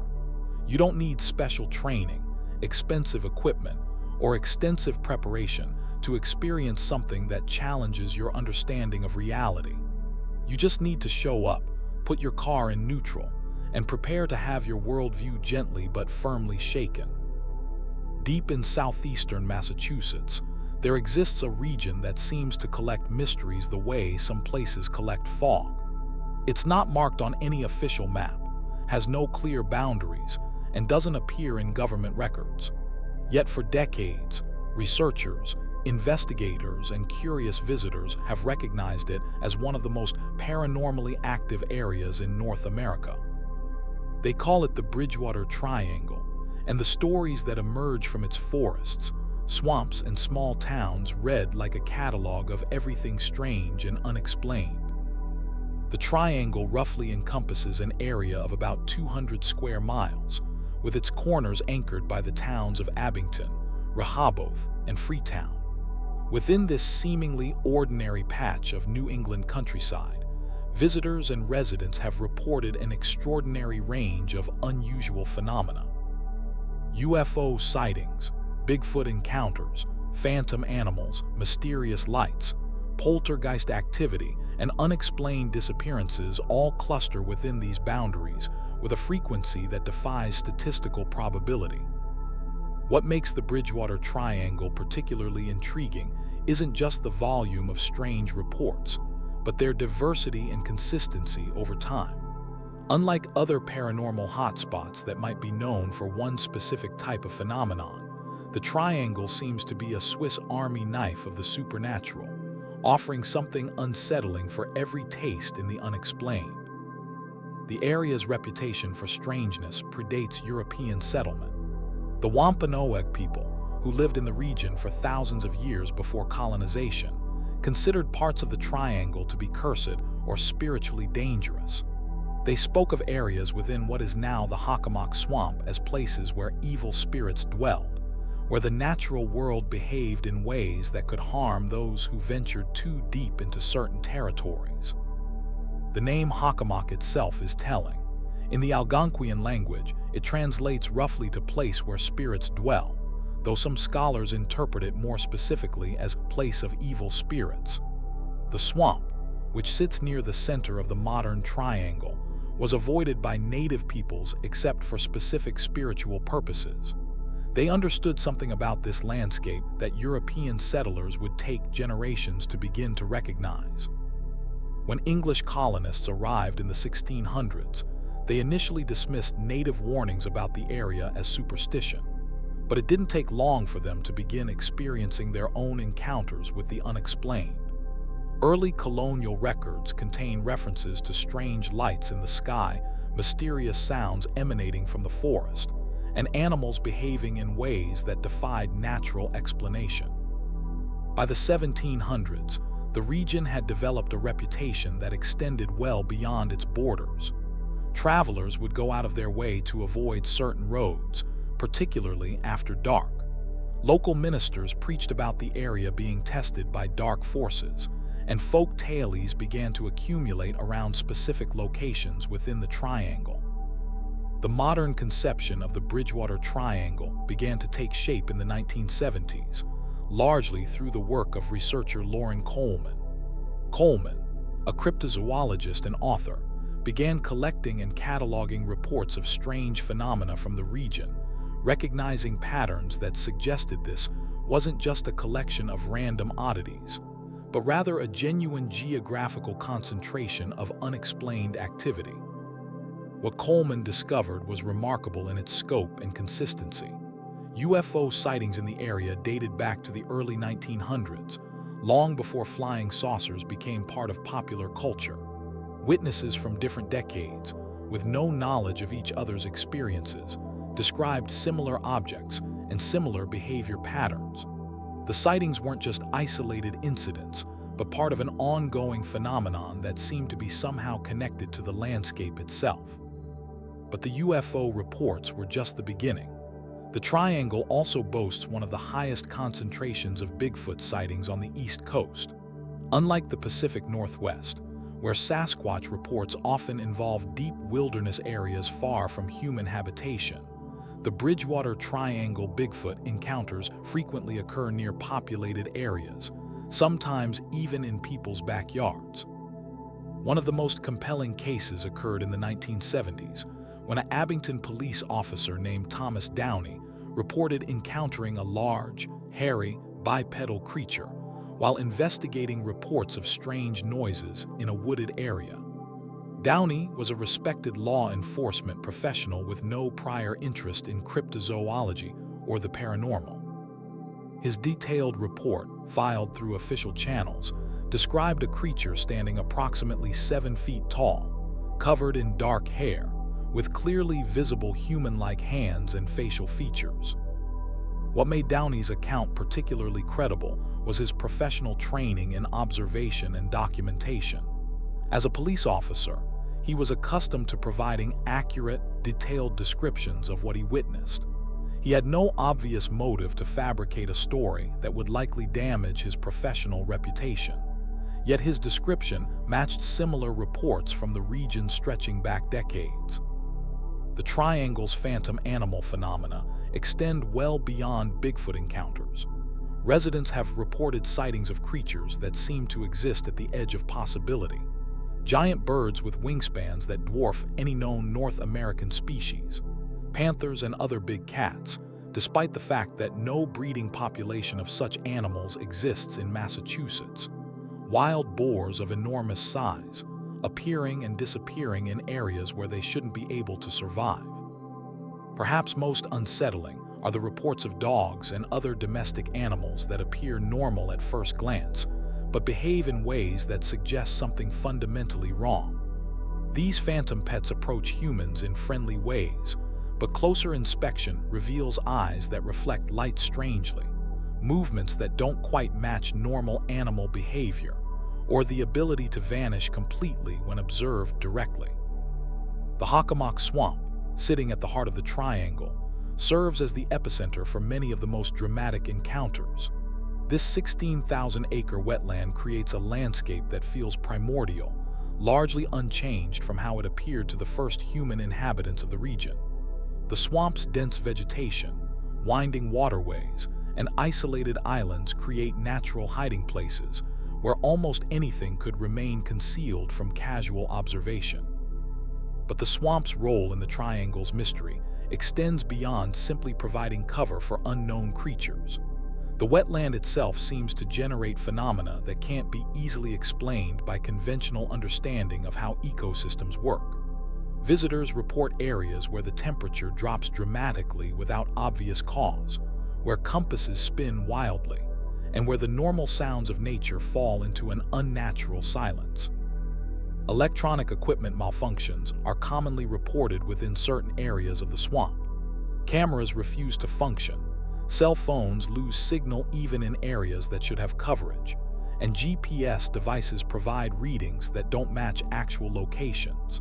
These technical difficulties make documenting experiences within the swamp challenging, which may partly explain why hard evidence for the various phenomena remains elusive.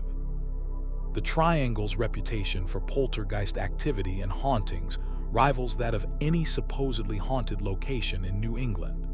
Houses within the area report classic poltergeist phenomena with unusual frequency. Objects move without explanation, unexplained sounds disturb residents, and some families report feeling an oppressive presence that makes their homes feel unwelcoming or even threatening.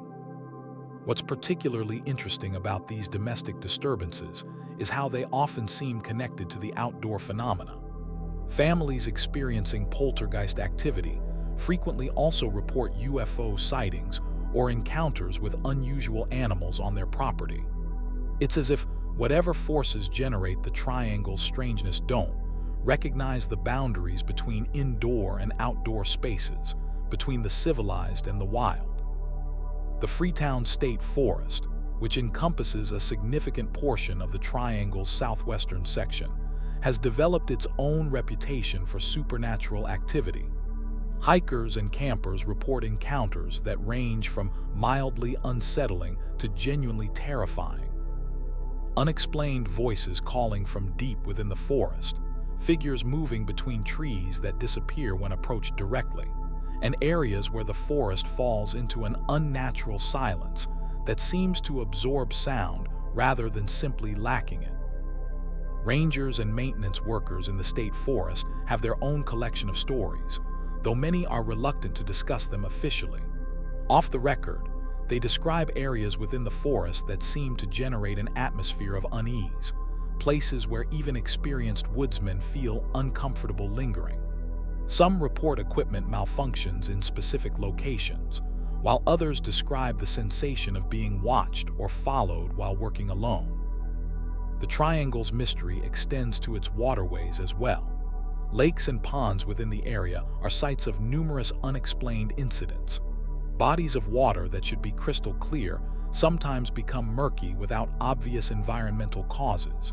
Fish kills occur without the usual signs of pollution or disease, and several lakes have become associated with apparitions or lights that appear on or above the water surface, particularly during evening hours. Lake Nipponicket, one of the larger bodies of water within the triangle, has generated particular attention from paranormal researchers. The lake has been the site of numerous UFO sightings, with witnesses describing objects emerging from or disappearing into the water. While these reports might be easily dismissed as misidentified aircraft or natural phenomena, The consistency of the descriptions and the credibility of some witnesses make them difficult to ignore completely. The Triangle's road system seems to play a role in the phenomena as well. Certain stretches of highway and back roads within the area have developed reputations for unusual encounters. Route 44, which cuts through the heart of the Triangle, has been the site of numerous reports involving phantom vehicles, strange lights, and encounters with unusual creatures attempting to cross the road. Drivers report experiences where their vehicles malfunction without apparent cause, particularly in specific locations along these roads. Cars stall, headlights dim or fail entirely, and radios pick up unexplained signals or static. These mechanical problems typically resolve themselves once the vehicle leaves the affected area, suggesting some form of environmental interference rather than simple mechanical failure. The psychological impact of living within or near the Bridgewater Triangle varies dramatically from person to person. Some residents embrace the area's reputation, taking pride in living somewhere genuinely mysterious and sharing their own encounters with visitors and researchers. Others find the constant undercurrent of strangeness unsettling, reporting feelings of unease or the sensation that they're never quite alone. Children growing up in the area often seem more accepting of unusual phenomena, treating encounters with strange lights or unexplained sounds as simply part of the local environment. This generational difference in response suggests that adaptation to the Triangle's strangeness may be partly cultural, learned through exposure and community attitude rather than purely based on individual psychology. The local economy has begun to incorporate the Triangle's reputation in subtle ways. Some businesses cater to paranormal tourists, offering ghost tour, UFO watching expeditions, and cryptozoology hiking trips. Others prefer to downplay the supernatural associations, concerned that too much attention might bring unwanted scrutiny or impact property values. Scientific investigation of the Triangle faces significant challenges. The phenomena reported are typically brief, unpredictable, and difficult to document with conventional equipment. Researchers who set up monitoring stations often find that the activity seems to avoid areas under active surveillance, as if whatever generates the Triangle's strangeness is somehow aware of and responsive to scientific attention. Geological surveys of the area have revealed some interesting features that might contribute to the unusual phenomena. The Triangle sits atop complex rock formations that include significant deposits of quartz and other minerals that could potentially affect electromagnetic fields. Some researchers have suggested that these geological features might create natural conditions that contribute to hallucinations, equipment malfunctions, or other explainable aspects of the reported phenomena. However, geological explanations struggle to account for the full range of experiences reported within the Triangle. While underground minerals might explain compass anomalies or equipment malfunctions, they don't easily explain consistent sightings of unknown creatures or the complex social behavior exhibited by some of the reported entities. Atmospheric scientists have also studied the area, looking for weather patterns or atmospheric conditions that might contribute to unusual optical phenomena. The Triangle's location near the coast, combined with its wetlands and varied terrain, does create conditions that could produce unusual fog formations, temperature inversions, or light refraction effects that might be misinterpreted as supernatural phenomena. Yet, like the geological studies, atmospheric research provides only partial explanations. While natural atmospheric conditions might account for some light phenomena or optical illusions, they don't explain physical encounters, equipment interactions, or the consistent behavior patterns reported across different types of phenomena. The Triangle's influence on popular culture has grown steadily since the 1970s. Books, documentaries, and television shows have featured the area, bringing national and international attention to what was once a purely local mystery. This attention has been a double-edged sword, increasing scientific interest and research funding, while also attracting thrill seekers and hoaxsters who complicate genuine investigation efforts. Social media has transformed how triangle phenomena are reported and shared. Instead of stories being passed through local oral tradition or occasional newspaper articles, encounters now spread globally within hours through online forums, video sharing platforms, and social networks. This rapid dissemination has increased awareness, but also made it more difficult to separate genuine experiences from attention-seeking fabrications. The role of suggestion and expectation in triangle phenomena is a subject of ongoing debate among researchers. Critics argue that the area's reputation creates a psychological environment where ordinary experiences are interpreted as supernatural, where the expectation of encountering something strange makes people more likely to perceive normal events as paranormal. Supporters counter that while suggestion might explain some reports, it doesn't account for the historical consistency of phenomena that predates modern media attention, or for encounters reported by visitors who were unaware of the area's reputation. The fact that native peoples considered the region spiritually dangerous long before European settlement suggests that whatever creates the triangle's strangeness has been operating for centuries, independent of modern psychological factors. The Bridgewater Triangle remains one of New England's most enduring mysteries, a place where the normal rules that govern our understanding of reality seem to operate differently. Whether its phenomena result from geological anomalies, atmospheric conditions, psychological factors, or something genuinely beyond current scientific understanding, the triangle continues to challenge our assumptions about what's possible in the ordinary world around us. For those who venture into its forests, swamps, and back roads, the triangle offers an experience that lingers long after leaving its boundaries. It's a reminder that mystery still exists in our increasingly mapped and monitored world, that there are still places where wonder and uncertainty coexist with suburban normalcy, where the impossible feels not just possible but probable. There are some places on Earth where the ordinary rules of reality seem to bend and break, places where witnesses describe encounters so strange, so otherworldly, that they challenge everything we think we know about the natural world. Point Pleasant, West Virginia, is one of those places, a small town nestled along the Ohio River where, for 13 terrifying months in the 1960s, residents reported seeing something that shouldn't exist, something they called the Mothman. Picture this: a creature standing 7 feet tall with massive wings spanning 10 to 15 feet across, glowing red eyes that pierce through the darkness like burning coals. No visible head, just those eyes embedded in what witnesses described as shoulders broader than any human's. This wasn't a bird, wasn't a bat, wasn't anything that belonged in the natural world. Yet dozens of credible witnesses saw it, chased by it, haunted by it. What was the Mothman? Where did it come from?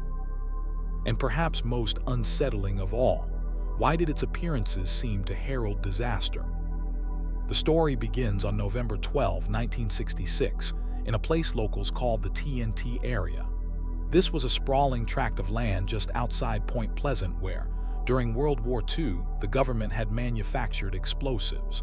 By the 60s, it had been abandoned, leaving behind a maze of concrete bunkers, unused buildings, and overgrown roads.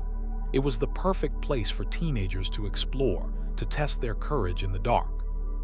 That's exactly what 5 men were doing that November night, when they encountered something that would change their lives forever. As they drove through the TNT area, their headlights caught something moving near an old generator plant. At first, they thought it might be a large bird, but as their eyes adjusted to the darkness, they realized they were looking at something far more disturbing. The creature stood upright like a man but was much larger, much broader. What struck them most were the eyes, 2 red orbs that seemed to glow with their own internal light. The thing didn't flee when it saw them. Instead, it spread enormous wings and took to the air, following their car as they sped away in terror. Word of the sighting spread quickly through Point Pleasant, but it might have been dismissed as a prank or misidentification if not for what happened just 2 days later.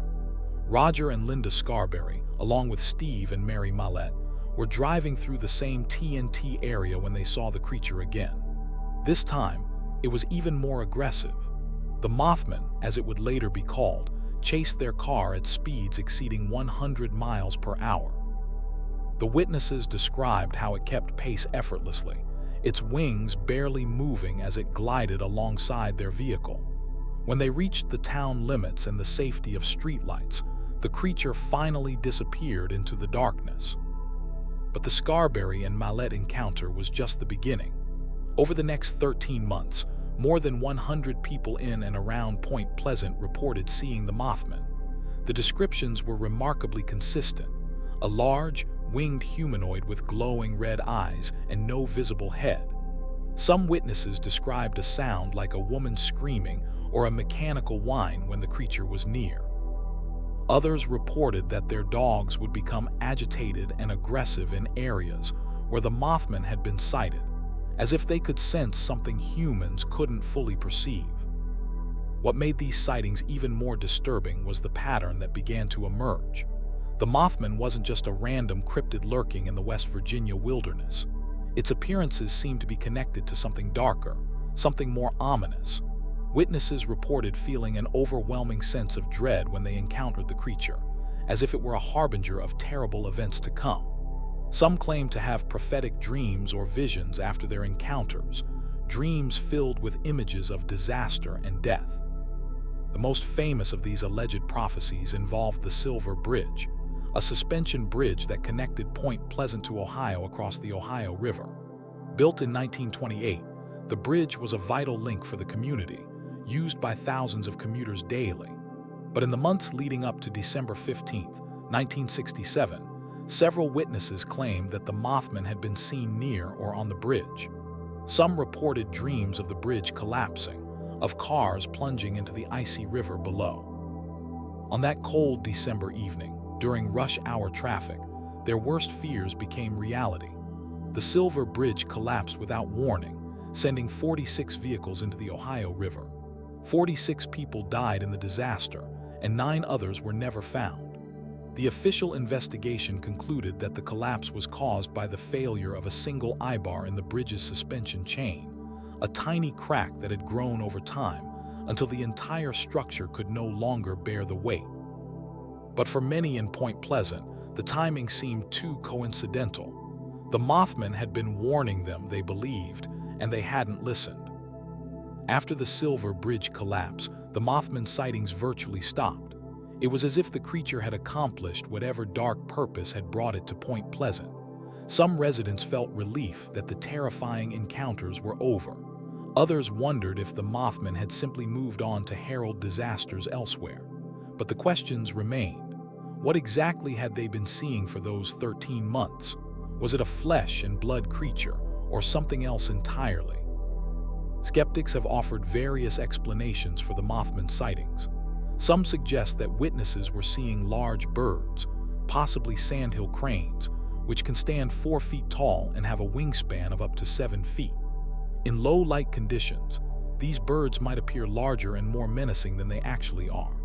The red eyes could be explained by the reflection of car headlights or other light sources off the bird's eyes, similar to how a deer's eyes glow in headlights.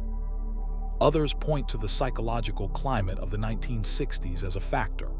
The Cold War was at its height, and Americans were living with constant anxiety about nuclear annihilation. The TNT area, with its history of explosives manufacturing, may have triggered fears about chemical contamination or secret government experiments. In this context, unusual sightings could be interpreted through the lens of Cold War paranoia, transforming ordinary encounters with wildlife into something far more sinister. There's also the possibility that some sightings were hoaxes or cases of mass hysteria. Once the first few reports gained media attention, others might have been influenced to interpret normal experiences as Mothman encounters. The human mind is remarkably good at finding patterns and connections, even where none exist. In a small, tight-knit community like Point Pleasant, stories and fears can spread quickly, creating a shared mythology that takes on a life of its own. but even the most ardent skeptics struggle to explain away all the evidence. The witnesses weren't just random individuals seeking attention. They included police officers, business owners, and other respected members of the community. Many were reluctant to share their stories, understanding that they would face ridicule and disbelief. Some only came forward years later, after others had broken the silence. The consistency of the descriptions across multiple, independent witnesses is also difficult to dismiss. These weren't vague accounts of something unusual in the sky. They were detailed descriptions of a specific type of creature, described in remarkably similar terms by people who hadn't spoken to each other. Perhaps most intriguingly, the Point Pleasant sightings weren't isolated incidents. Similar creatures have been reported throughout history and around the world. The Thunderbirds of Native American legend, the Mothman-like entities reported in Chicago in recent years, the flying humanoids seen in Mexico and other parts of Latin America. These accounts suggest that whatever people are encountering, it's not unique to Point Pleasant or to the 1960s.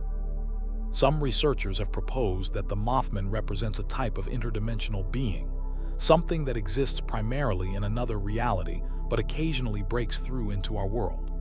This theory might explain why the creature seemed to possess prophetic abilities, why it appeared to be connected to future disasters. If it exists outside our normal space-time continuum, it might perceive events differently, seeing past, present, and future as a single, interconnected web. Others suggest that the Mothman could be related to electromagnetic phenomena. Point Pleasant sits in an area with unusual geological features, including underground caves and mineral deposits that might affect local electromagnetic fields. Some cryptozoologists theorize that certain unknown creatures might be sensitive to these fields, using them for navigation or even manifestation. This could explain why Mothman sightings often coincided with reports of television and radio interference, car troubles, and other electromagnetic disturbances. The military angle can't be ignored either. The TNT area wasn't just an abandoned munitions plant. During and after World War II, it was used for various classified projects. Some researchers have speculated that secret experiments conducted there might have created or attracted the Mothman. Perhaps it was a biological weapon that escaped containment, or maybe the electromagnetic effects of certain technologies drew something from elsewhere. The government's quick dismissal of the sightings and the classified nature of much of the TNT area's history has only fueled these theories. One of the most compelling aspects of the Mothman phenomenon is its apparent connection to disasters. While the Silver Bridge collapse is the most famous example, researchers have noted other correlations. Some witnesses reported Mothman sightings before other local tragedies, including industrial accidents and unexpected deaths. This has led to speculation that the creature might be attracted to impending disasters, possibly feeding on the psychic energy of human suffering, or that it might be trying to warn people of coming dangers. The prophetic dreams reported by some witnesses add another layer to the mystery. These weren't vague premonitions, but detailed visions that sometimes proved accurate. One witness claimed to have seen the Silver Bridge collapse in a dream weeks before it happened, complete with specific details about the time of day and weather conditions. Another reported dreams of a fiery disaster that some believe predicted a later industrial accident in the area. If these accounts are accurate, they suggest that contact with the Mothman might somehow open people to precognitive experiences. The psychological impact on witnesses cannot be understated. Many reported lasting effects from their encounters: insomnia, anxiety, and a persistent feeling of being watched. Some claimed that the Mothman's red eyes seemed to look directly into their souls, leaving them with knowledge they didn't want to possess. A few witnesses reported ongoing contact with the creature through dreams or visions, as if their initial encounter had created a permanent psychic link. The town of Point Pleasant itself was forever changed by the Mothman phenomenon. What had been a quiet river community suddenly found itself at the center of international attention. Reporters, investigators, and curiosity seekers descended on the town, transforming it into a destination for those interested in the paranormal. Some residents embraced this new identity, while others resented the intrusion and the way their community had been portrayed in books and movies. Today, Point Pleasant has largely embraced its connection to the Mothman. The town hosts an annual Mothman festival, drawing thousands of visitors from around the world. A 12-foot-tall metallic statue of the creature stands in the town center, its red eyes glowing at night. The Mothman Museum displays artifacts from the original sightings, including personal accounts from witnesses and newspaper clippings from the 1960s. For many visitors, Point Pleasant represents a place where the boundaries between the known and unknown become blurred, where ordinary people encountered something extraordinary. But beneath the tourist attractions and commercial aspects, the mystery remains unsolved. What did those witnesses really see during those 13 months in the 1960s? Was it a creature of flesh and blood, a visitor from another dimension, or something else entirely? The Mothman of Point Pleasant stands as one of America's most enduring cryptid encounters, a reminder that there may be forces in our world that we don't yet understand, entities that exist just beyond the edge of our perception, waiting to be discovered or perhaps hopping to remain hidden in the shadows where they belong. The Great Lakes have always been treacherous waters. Ships have been disappearing in these vast inland seas for centuries, claimed by sudden storms, hidden reefs, and the unforgiving nature of freshwater sailing. But there's something different about the disappearances in a particular area of Lake Michigan, a region that some have dubbed the Michigan Triangle. Here, ships, planes, and people have vanished under circumstances that defy conventional explanation. Here, the very laws of physics seem to bend, and compasses spin wildly without reason. What is it about this triangular region of water that seems to swallow vessels whole, leaving behind no trace, no wreckage, no answers? The Michigan Triangle is roughly defined by 3 points: Ludington, Michigan to the east, Benton Harbor, Michigan to the southeast, and Manitowoc, Wisconsin to the west. This creates a triangular area of approximately 23,000 square miles of Lake Michigan's waters. Unlike its more famous oceanic counterpart, the Bermuda Triangle, the Michigan Triangle sits in what should be familiar, well-traveled waters. These are routes that have been sailed for generations, waters that should hold no surprises for experienced mariners. Yet within this triangle, the impossible happens with disturbing regularity. The most famous disappearance in the Michigan Triangle occurred on June 23, 1950. Northwest Orient Flight 2501, a Douglas DC-4 aircraft, was carrying 58 passengers and crew from New York to Minneapolis with a scheduled stop in Detroit. The flight had been routine until they approached the Michigan Triangle. At 11:51 that night, Captain Robert Lind radioed his position as being over Lake Michigan, northwest of Benton Harbor. The weather was clear, visibility was good, and there were no reported mechanical problems. That was the last anyone ever heard from Flight 2501. What happened next has puzzled investigators for over 70 years. The aircraft simply vanished from radar screens. No distress signal was ever transmitted. No emergency beacon activated. Despite one of the most extensive search and rescue operations in Great Lakes history, involving multiple Coast Guard vessels, military aircraft, and civilian volunteers, no trace of the plane was ever found. Not a single piece of wreckage, not a life preserver, not even an oil slick on the water's surface. It was as if the DC-4 and everyone aboard had been erased from existence. The official investigation concluded that the aircraft likely crashed into Lake Michigan due to unknown causes, possibly related to weather or mechanical failure. But this explanation satisfied few people, especially those familiar with aviation and the capabilities of search teams. Lake Michigan, while large, is not the ocean. Wreckage from aircraft crashes typically floats, at least initially. Metal debris, Seat cushions, luggage, and other materials should have been found, even if the main wreckage had sunk. The complete absence of any physical evidence remains one of the most troubling aspects of the case. But Flight 2501 was not an isolated incident. The waters of the Michigan Triangle have claimed numerous vessels under equally mysterious circumstances. The bulk freighter Carl D. Bradley, one of the largest ships on the Great Lakes, sank in Lake Michigan in 1958.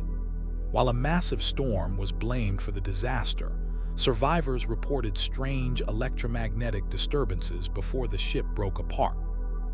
Compasses spun wildly, radio equipment malfunctioned, and some crew members described seeing unusual lights in the water just before the ship began to founder. Even more puzzling are the disappearances of smaller craft.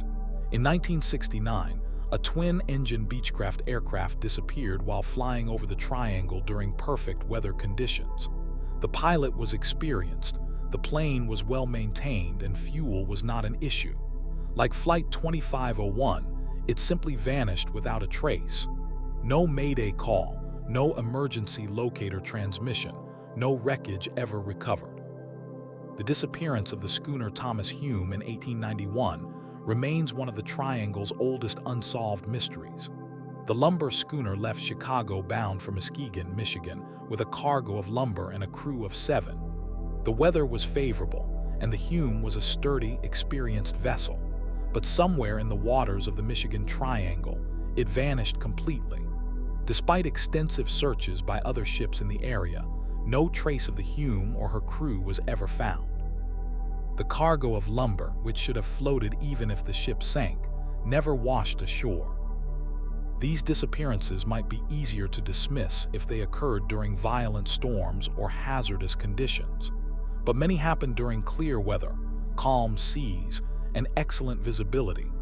Some witnesses have reported seeing aircraft or ships one moment, only to have them disappear the next, as if they had passed through an invisible barrier into another dimension. Equally disturbing are the reports from pilots and mariners who have traveled through the Michigan Triangle and lived to tell about it. Many describe similar phenomena: sudden equipment malfunctions, compass readings that make no sense, radio communications that cut out inexplicably, and a general sense of disorientation that seems to come from nowhere. Some pilots have reported losing track of time while flying over the triangle, arriving at their destinations either much earlier or much later than their flight plans indicated, with no explanation for the time discrepancy. Captain Donner of the cargo ship MV Geita experienced one of the most documented encounters with the Triangle's strange properties in 1965. While crossing the Triangle during a routine cargo run, Donner noticed that his ship's compass began spinning erratically. All electronic navigation equipment started malfunctioning simultaneously. The radio crackled with static, and attempts to contact the Coast Guard or other vessels failed completely. Most unsettling of all, Donner reported that the water around his ship began to glow with a phosphorescent light that seemed to have no natural explanation. The phenomena lasted for approximately 30 minutes before everything returned to normal. Compass readings stabilized, electronics resumed functioning, and radio communications were restored. When Donner reached port and reported the incident, Coast Guard officials could find no explanation for what had occurred. Weather conditions had been normal throughout the area, and no other ships reported similar problems. It was as if the MV Geita had passed through a localized zone of electromagnetic disturbance that existed nowhere else on the lake. Theories about the Michigan Triangle range from the scientific to the supernatural. Some researchers point to unique geological features beneath Lake Michigan that might create unusual electromagnetic fields. The lake sits atop complex rock formations, including areas rich in iron ore and other magnetic minerals. These deposits could theoretically create magnetic anomalies strong enough to interfere with navigation equipment and compasses. The presence of underwater currents and thermal layers might also play a role. Lake Michigan has complex current systems that can change rapidly and unpredictably. Ships or aircraft that encounter these currents might be pulled off course or into dangerous areas before crews realize what's happening. Cold water upwellings can create sudden weather changes that might not be detected by standard meteorological equipment. Some scientists have proposed that the Michigan Triangle might be subject to unusual atmospheric conditions that create optical illusions or radar anomalies. Temperature inversions, which are common over large bodies of water, can bend light and radio waves in ways that make objects appear to be in different locations than they actually are. This could explain why some vessels seem to vanish suddenly, when in reality, they've simply moved outside the range of visual or radar detection. But these conventional explanations struggle to account for the complete disappearances, the total lack of wreckage, and the consistency of witness reports. If magnetic anomalies were causing compass problems, ships should still be recoverable even if they went off course. If weather was the culprit, debris should wash ashore eventually. The fact that so many vessels have vanished without leaving any trace suggests that something more unusual might be at work. More exotic theories propose that the Michigan Triangle might be a location where the barriers between dimensions are thin. Proponents of this theory suggest that vessels don't crash or sink in the conventional sense, but rather slip through into parallel realities or alternate dimensions. This would explain the complete absence of wreckage and the reports of time distortions experienced by some travelers.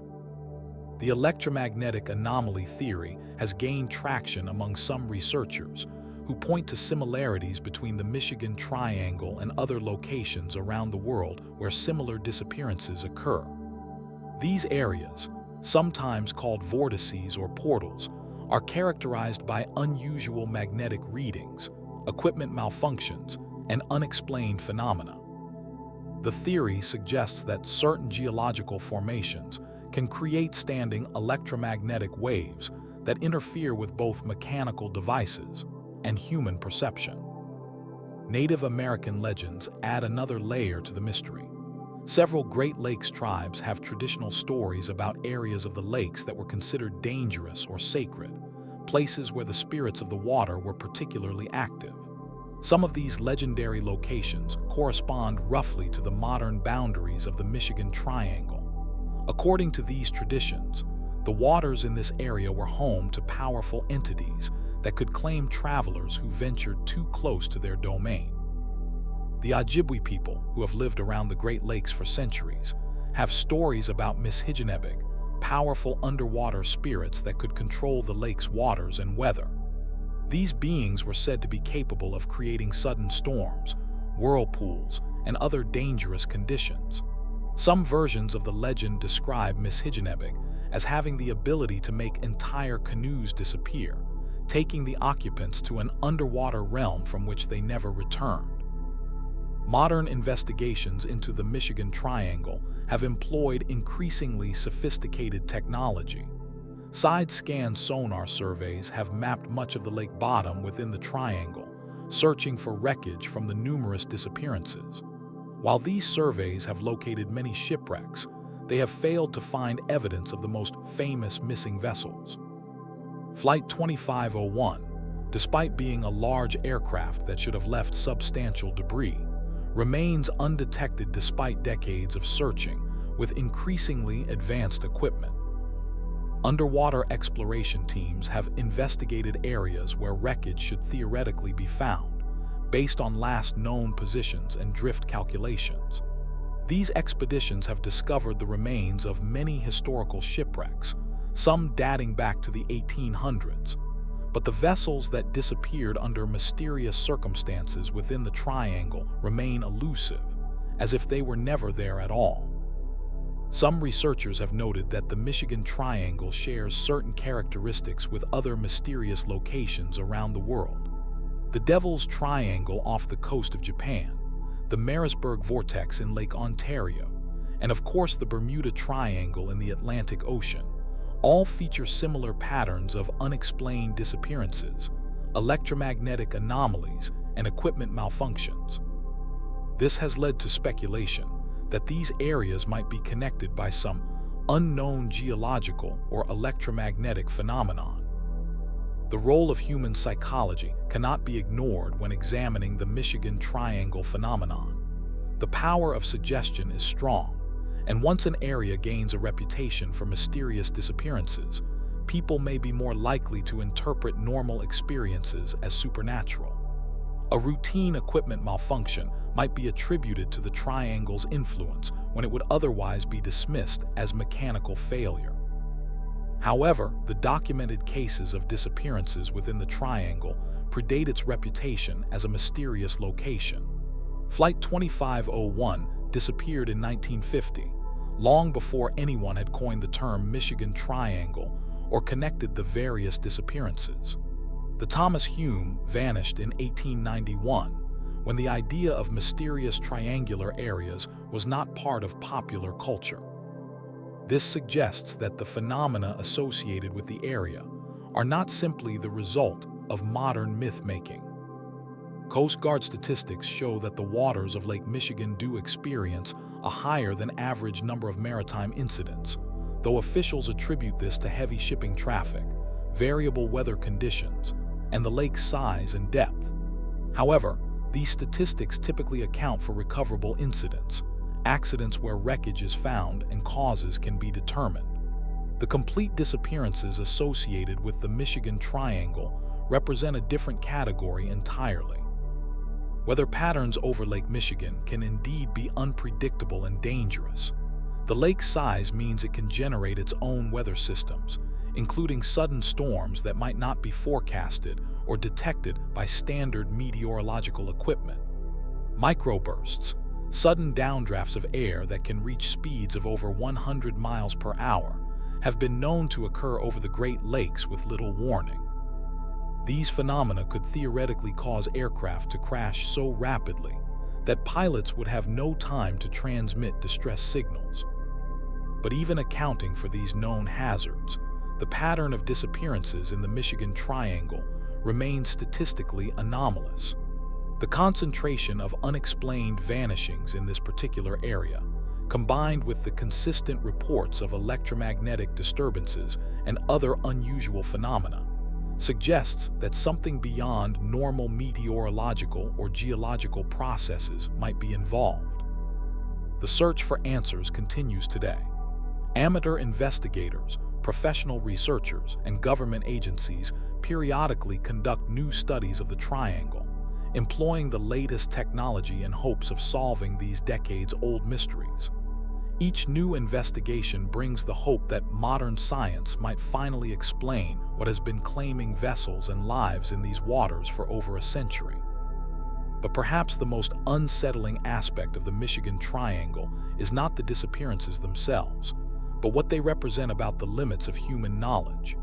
In an age when we can track individual vehicles anywhere on Earth via satellite, when we can communicate instantly across continents, when we believe we have mapped and understood most of our planet, the Triangle reminds us that there are still places where people can simply vanish without explanation. There are still waters that guard their secrets jealously, still mysteries that resist our best efforts to solve them. The Michigan Triangle stands as a testament to the unknown that still exists in our world, a reminder that despite all our technological advances, there are forces and phenomena that we do not yet understand.